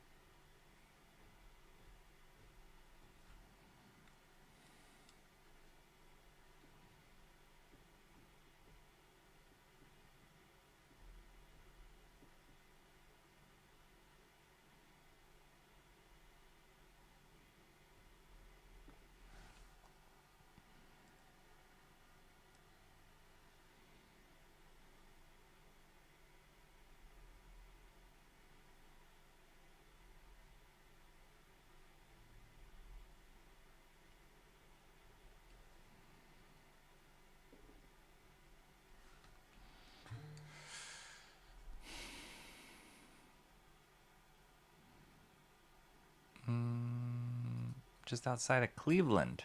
Oh, nice. Cavs are killing it, 12-0. Yeah, they're crazy good. I really fell off on trying to learn my Japanese. I've got to start over again since it's been months since I stopped studying. Yeah, Japanese is a hard language to learn. So, kudos for you. Very difficult. Mr. Monkey Boy put it in chat earlier. Oh, okay, sorry. I'll go back and check it. For sure, because I want to see what it is. Share again, we like Rocky, don't like to look back, Monkey. Okay, yeah. Let's see. Have you ever tried chicken flavored tooth? Yeah. All right, I'll give it to you. My former friend was friends with a violinist in Skillet. We hung out with him after a concert. Wow. In Japanese, Timmy, in pronouncing it as Chimmy, apparently means mountain demon. That's cool. Only concert I've ever been to was Fall Out Boy last year in July. Went to a winter jam a few years ago. Got a Skillet beanie, which I now wear on a consistent basis. Nice. I need to work on an intermission screen. This is Rocky's way of saying he needs to poop. Nope. Too much information, but I'm already good for today. Let's see. Hey friends, be right back. Time for the toilet to explode. If you know the origin of Galactus, looking like a mountain makes sense. Yes, and I think that's intentional on Moebius's part to give it that very, like, I'd say like a monument, right? His face feels like a monument carved out of stone on the side of a mountain, and that's the lines, the line quality, the texture and the details that he puts into it just give it a sense of scale, even though we're so close up and you can't really see anything in comparison of like, oh, that's like, it's not like there's like a tiny helicopter here or whatever for you to feel like it, but the way that he rendered out this face just makes it feel like it's so big, which is awesome. And a lot of it has to do with these contour lines, all these contour lines that are added in, and then the contour lines on top of the contour lines.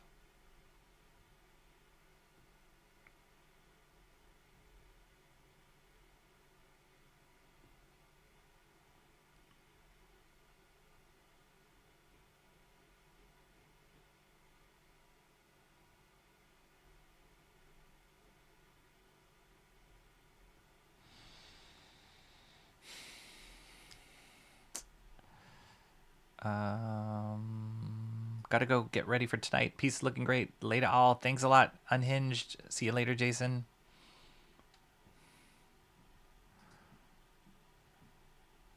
All right, cool. I caught up. Mr. Monkey Boy. Okay, I gotta look it up. I'm very curious. Maybe I'll share screen. I got it. Mr. Monkey Boy said. Can I do this right? Mr. Monkey. If I do a search. Oh yeah, that kind of works. I think I found it. Wait. Copy text. Oh, visit. No, copy text. All right, let me see if I can find this.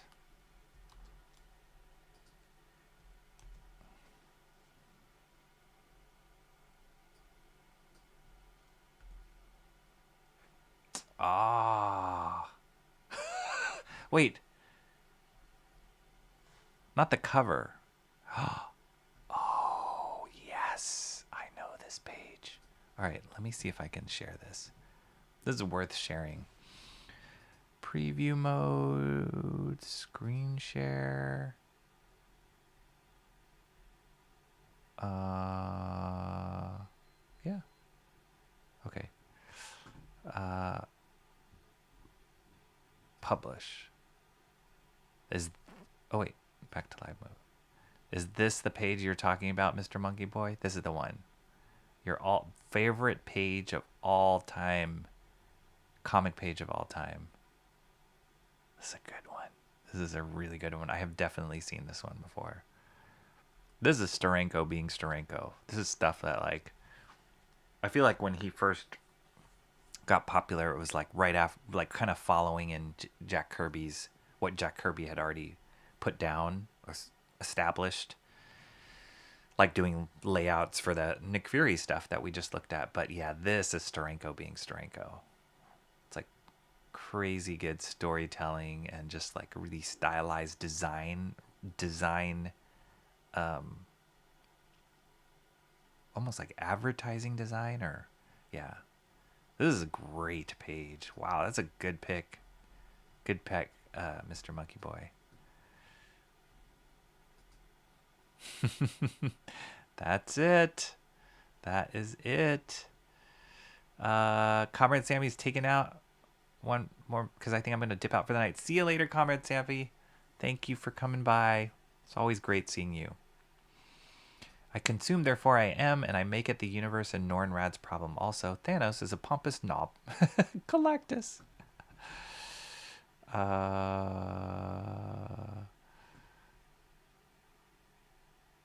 Monkey knows what he likes. That's right. I can't guess how many concerts I've attended in my life. Let's just say it's a bunch. Mark's Music Obsession.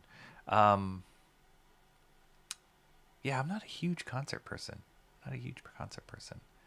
But I can see you going to many concerts, Mr. Mark. Mr. Mark's Music Obsession. I could see that being right up your alley. This is a great page. When I first clicked on the link, I saw this and I was like, this is your favorite page? Which is awesome, but not what would strike me as a favorite page. But this, yes. This is like poster worthy right there. Amazing. Thanks for sharing it. Now I know. All right, let's see. I'm drawing a little bit. Let's see, 6, maybe like 10 more minutes, and we'll call it.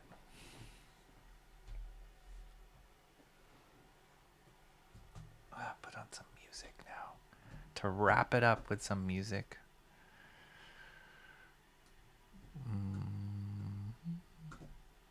Let's go.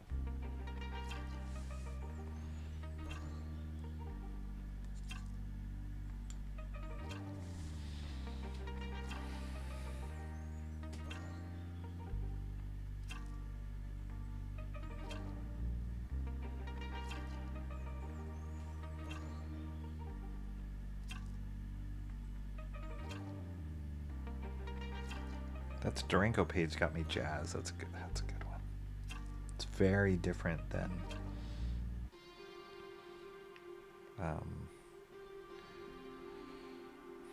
a lot of the pages that I've been looking at for Master Studies. It's great there's great things to learn from that page, though. Like such non-comic book moments that he chose to show for such a non-comic book kind of, or I should say superhero comic book kind of situation. But so masterfully done. Really good.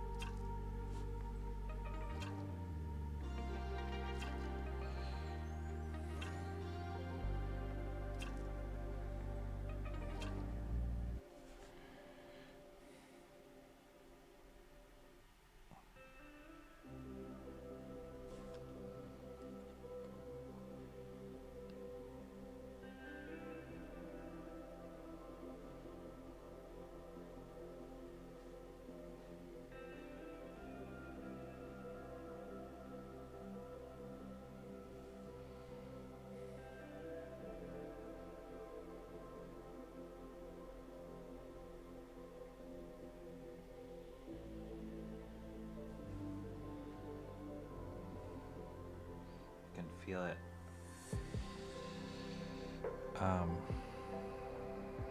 This nib, because like the ink's still wet on some of these lines, it's like catching the lines, which is not a bad thing because I actually want to make a thicker line here, so dragging threads of paper helps to do that. It's a little dangerous, or risky I should say, not dangerous, but it helps to make a thicker line.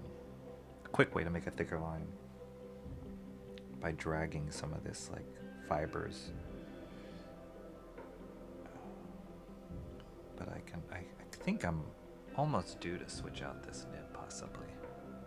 Well, I don't know, maybe I want it to be a little like less sharp.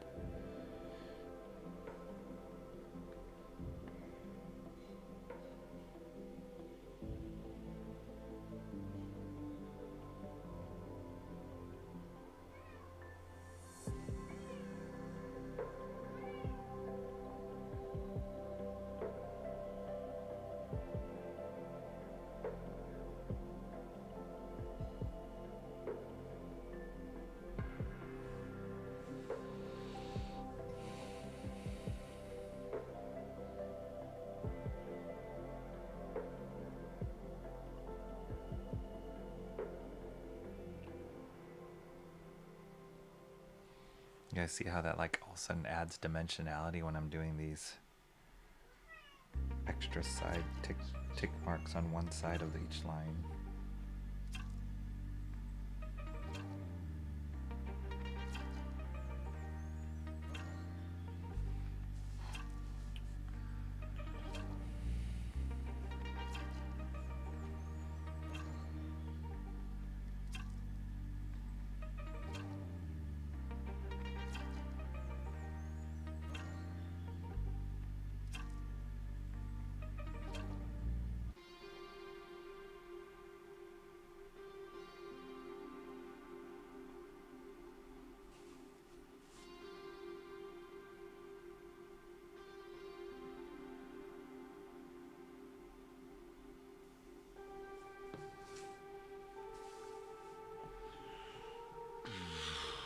I've got the biggest lips.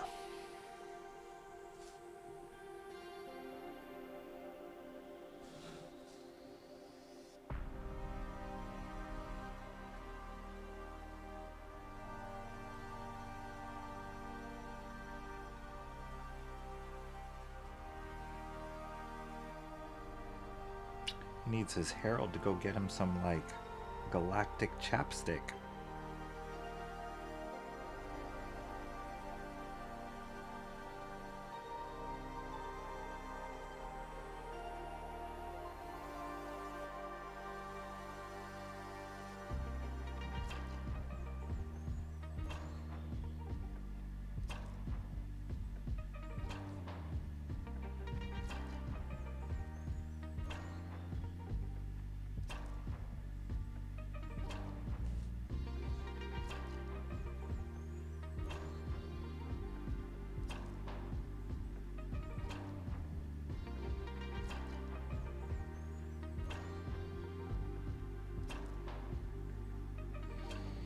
So then tomorrow I'll be streaming again. For sure, because there's gonna be some good books coming out from what I understand. Primarily Absolute Batman #2 is coming out, as well as, if I'm not mistaken, the Noir edition to Absolute Batman 1, which would be really cool to see.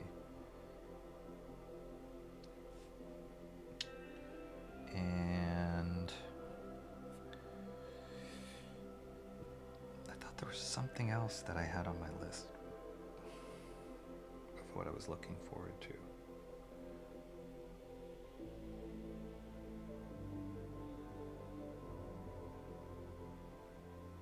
Oh, I think a new X-Men is coming out. Uncanny X-Men is coming out. Possibly.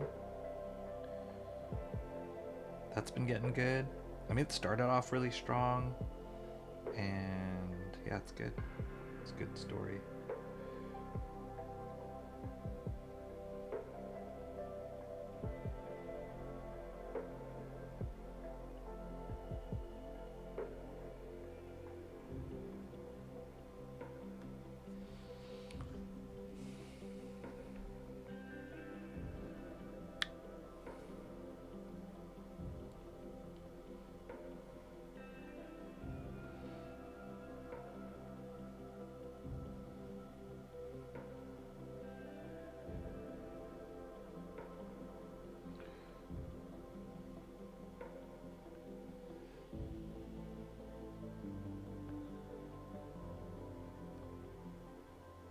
That page is used as a peak of comic book art in many comic art studies, either that one or another page from that same issue.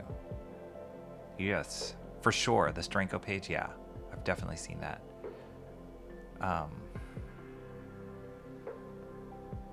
Great job, Rocky. Someday we'll all meet up and laugh at the chat memories.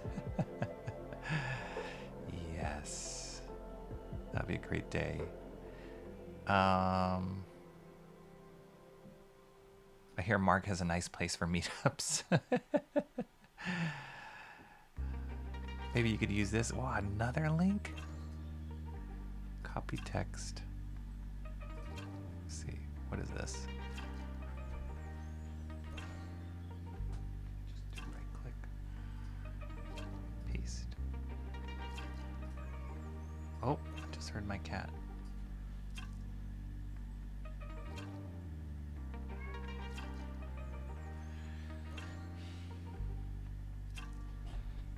Oh, you devil.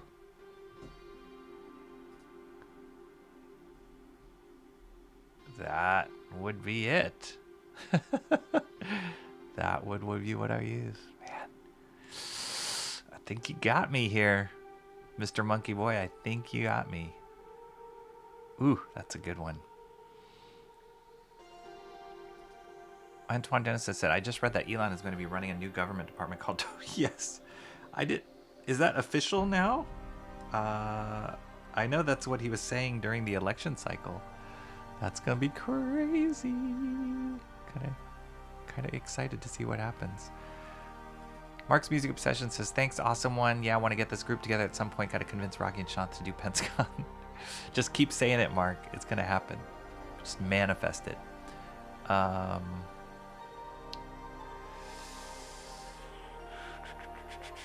And Vivek Ramaswamy. Oh, wow.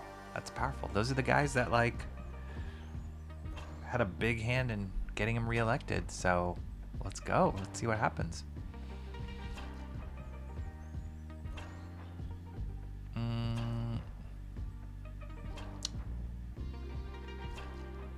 Mark will catch up on the news after this. Yeah, I'll be ending soon, Mark. No worries. Galactus looking Chad. What does that mean? What would Galactus use for chapstick? An entire sperm whale? What would Galactus use for chapstick? These are the important questions. What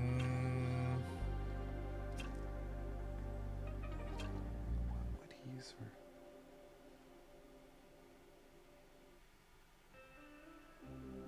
Like a petroleum plant? Ooh. I need to post it. I just felt a little bit... Yeah, there's a...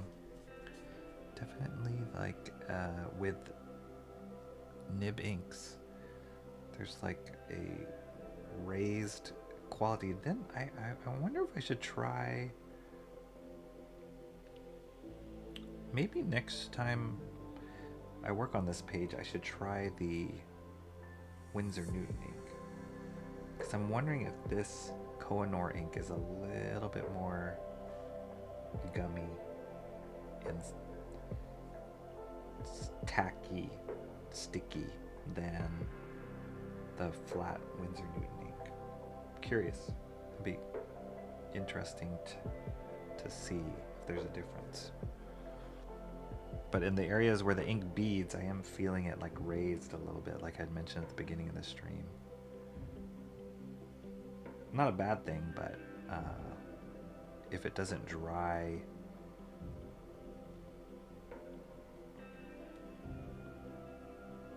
it could accidentally smear when my hand runs over it.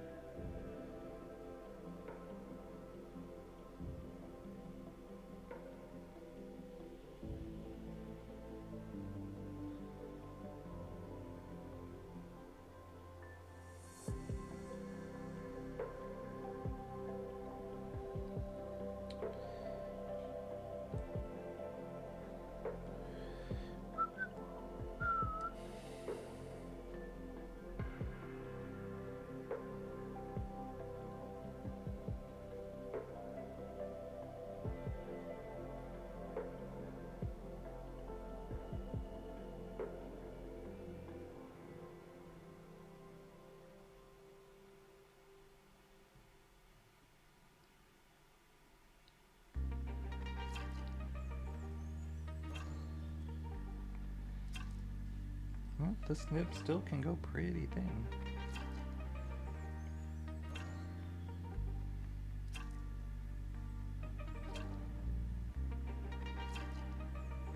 And all these little like texture dots that I'm adding in just adds to the scale.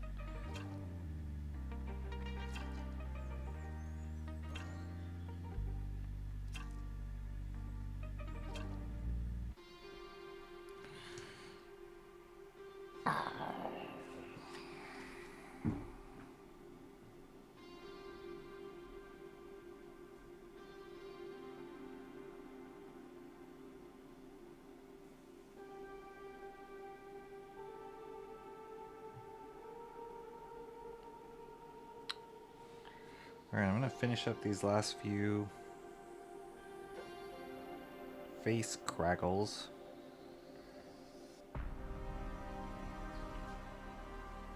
And then call it a day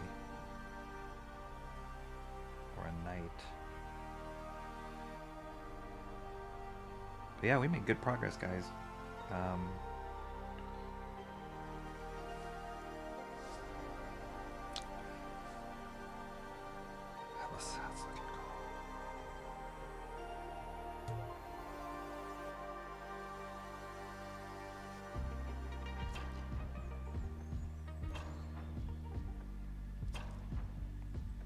After I finish this face, which is like these big, like there's a lot to do still in this face, then it's just gonna be hitting that perspective the buildings in that city. And we'll see. I still haven't decided whether or not I'm doing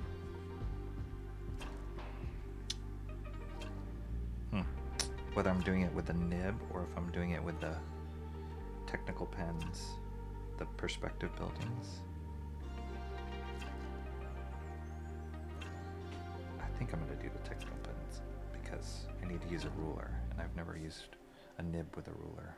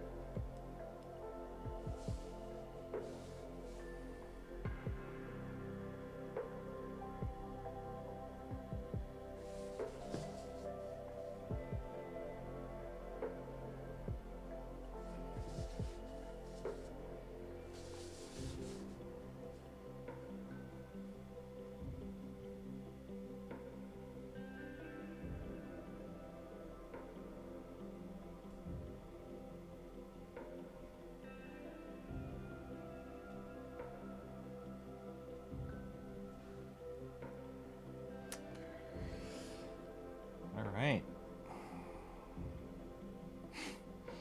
There's no real clear stopping point here. I keep finding more crags.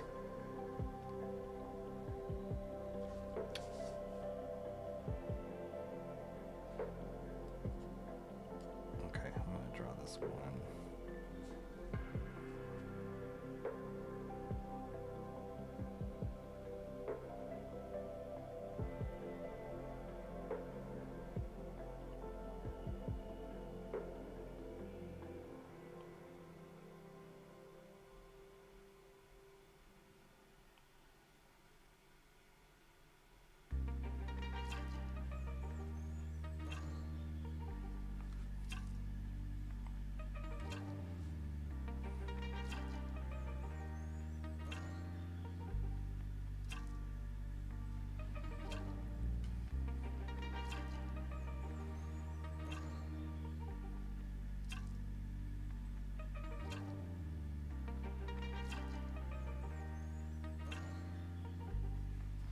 Oh, I know. I'll draw these. I'll finish it up with these nose lines.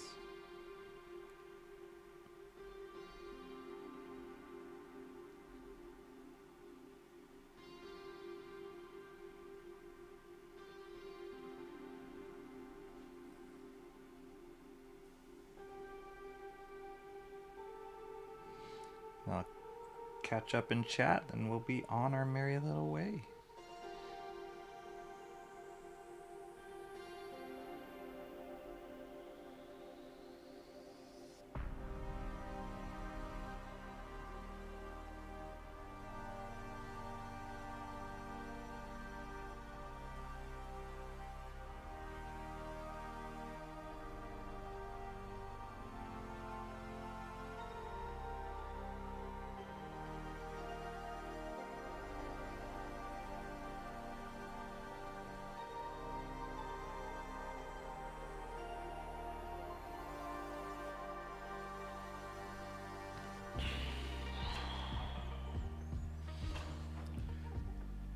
Pretty fun.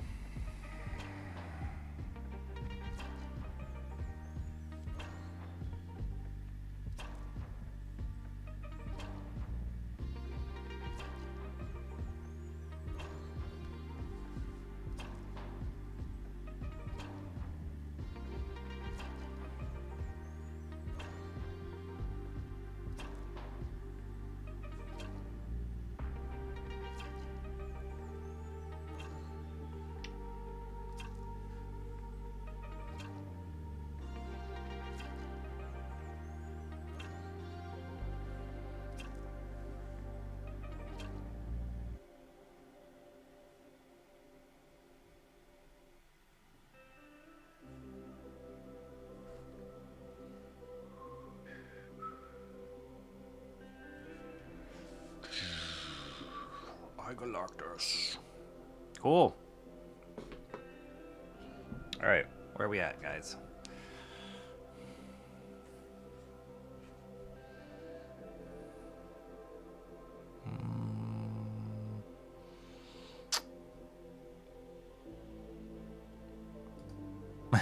That's a good icon.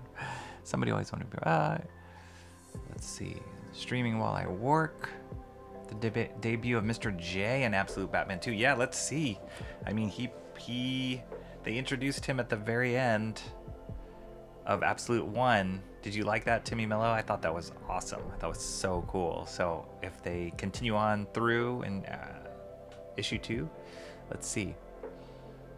Don't tease and not show, Rocky. Hopefully I'll get a notice like today. Galactus looks like he smokes menthols. Yeah. Let's see. Only thing I've really had to wrestle with is a bit of anger with myself for even letting her get as close as she did, because when I first met her, I immediately hated her. Oh, we're talking about this relationship. I just saw bits of pieces in there, emo, of with another person.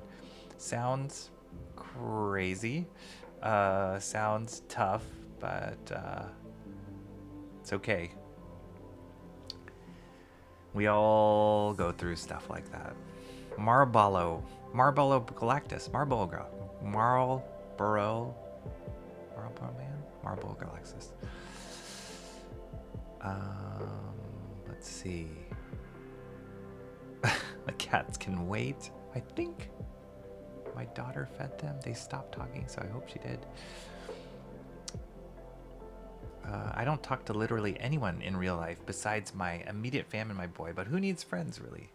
Well, you know. You could talk to us. That's okay.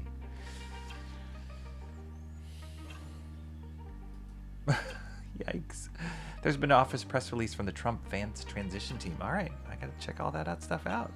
Lots of news. Lots of stuff going on. Except the last panel, it needs to be the gun in the holster. Oh, that changed in that page. I just noticed that. Huh. Which one came first? Well, maybe I would. Susie Chapstick. Bro would use icebergs for ice cubes. That's right.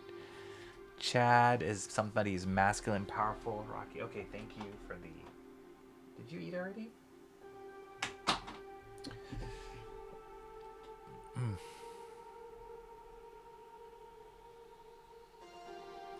Air is probably making it tacky. Maybe. It is a little bit of humid.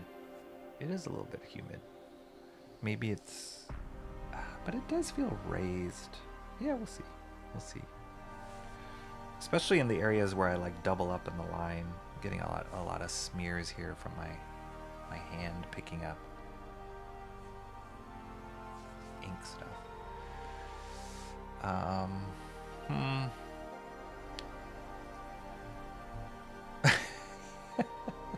Kind of prefer this college experience where the people on campus know nothing about me. I'm the queen of my... If they only knew the real emo trash.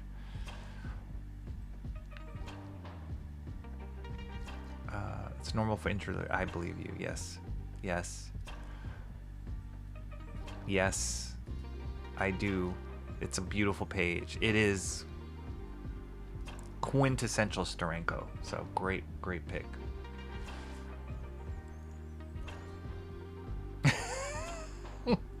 Gross. If you chose the third page, we would have been looking at a large... Yeah, you're right. It was a good call, guys. Good call on not going with the dong page. Civilian, Galactus, how old are you? Galactus, yes. Yes.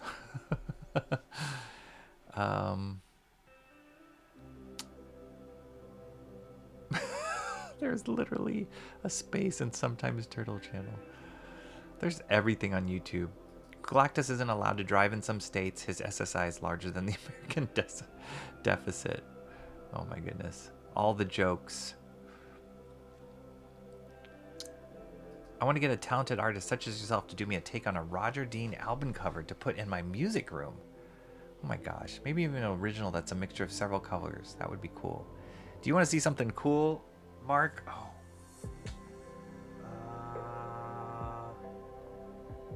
Let me see if I can find it. MOEBIUS. Speaking of MOEBIUS.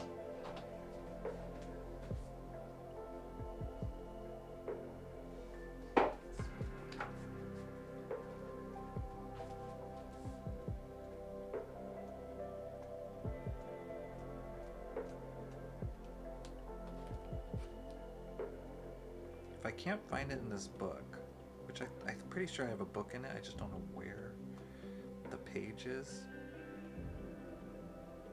I'll just do a search and I bet you I can find an image.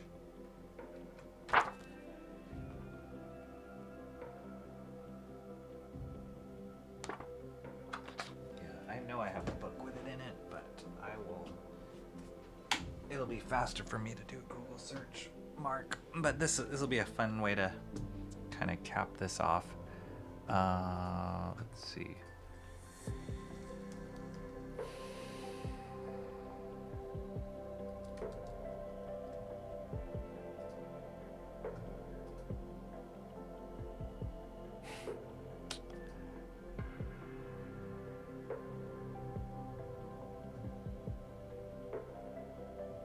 Is that the one I was looking for? Oh yeah, this one's pretty cool.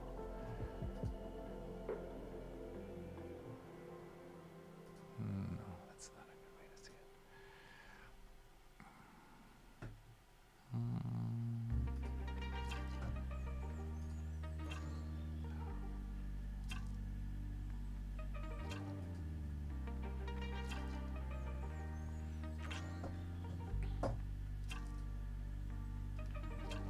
Oh, that's actually not. Well, this is close enough. Check this out, Mark. Screen share. This is MOEBIUS drawing Jimi Hendrix. Is that cool? Ah, dang it. That didn't work. Yeah, look at this. Oh, I hate Pinterest. Look at that, Jimi Hendrix. Isn't that cool? Like, who would you ever thought? Yeah, there you guys see that. There's another one. Oh yeah, look at this one. Oh, here, these are kind of cool.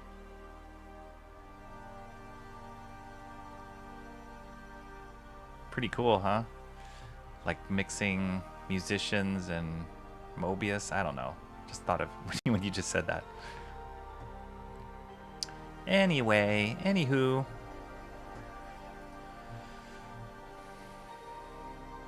Alright, let me turn off this music. Mark wants a commission. Do it. Antoine does. You guys are too kind. It'll happen. Just give me a little time to get comfortable with it, but yes, it'll happen. We got to get to that point, right? That's the whole point, right? We'd be here for a while if I told you even the half of it. Oh boy. Antoine, I requested one from Shant a long time ago. I know he doesn't have time at the moment. It's okay. We see you, we hear you. Part of it is probably our own, at least I can speak for myself, is like, oh, can I do that? I don't want to lose a fan in Mark. Or Antoine if I commit to that. Oh boy.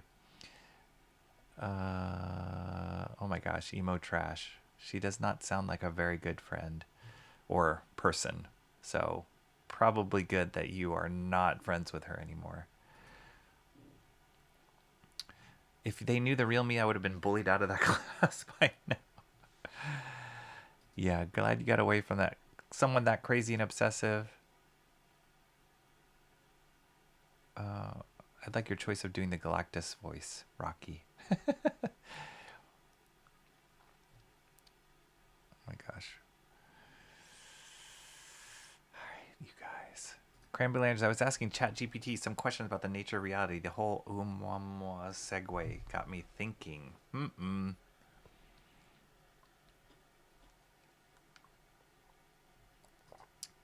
Yeah, cool, right? Moebius drew some cool stuff. I mean, I could see him doing like a really awesome like David Bowie. I wonder if did he draw David Bowie? I don't know. It's always cool to see those like mixtures of world, the music world, the comic world. I know Todd McFarlane had, I think he did the illustrations or was hired to do even the animation work. I think he assembled a team for like Linkin Park at one point. Like always love those kind of crossover things when like famous musicians or bands are really into comics or animation or whatever.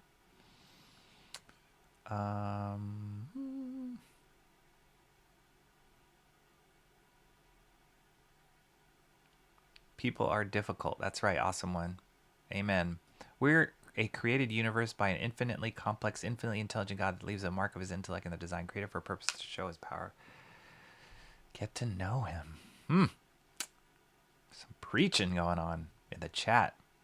When I asked God for her receipts during our final argument, that's quite literally what he came back with.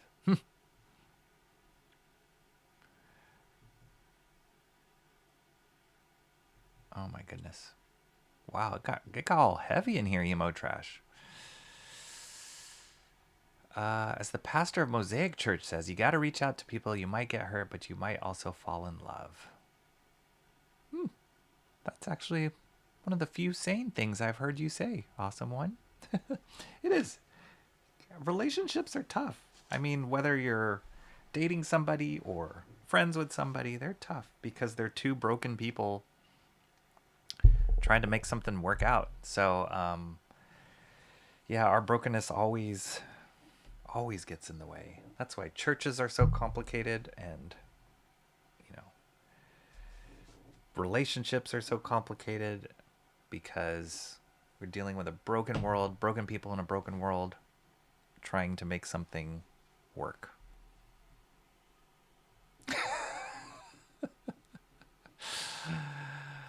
I don't know how I got here. Me neither. But you know what? It's been fun. It's been real, guys. We got through some good stuff. Last look-see. Did this guy here. Got the smoke and the Galactus in the big city. And we started the close-up on Galactus, which is looking great. It does feel different without the gray tone. But that's okay. It takes on its own dimension. And it also makes me concentrate a lot on the contours without being distracted by the gray. This is going to look great when it's done. But cool. For not streaming in almost a week, that was really fun. That was great. And we got a lot done. Now I can admire this page and look forward to the next master study time. Tomorrow we will be doing My Wednesday Comics. I hope some of you guys can join in. Thank you everybody for sticking around for, oh my gosh, 4+ hours. Sorry. Thank you so much for sticking around. It was great hanging out with you. I will see you guys tomorrow. Keep your notifications on for My Wednesday Comics coming up. I'll be here tomorrow. Hope to see you there, and hope you guys have a great rest of your evening. Ta-ta!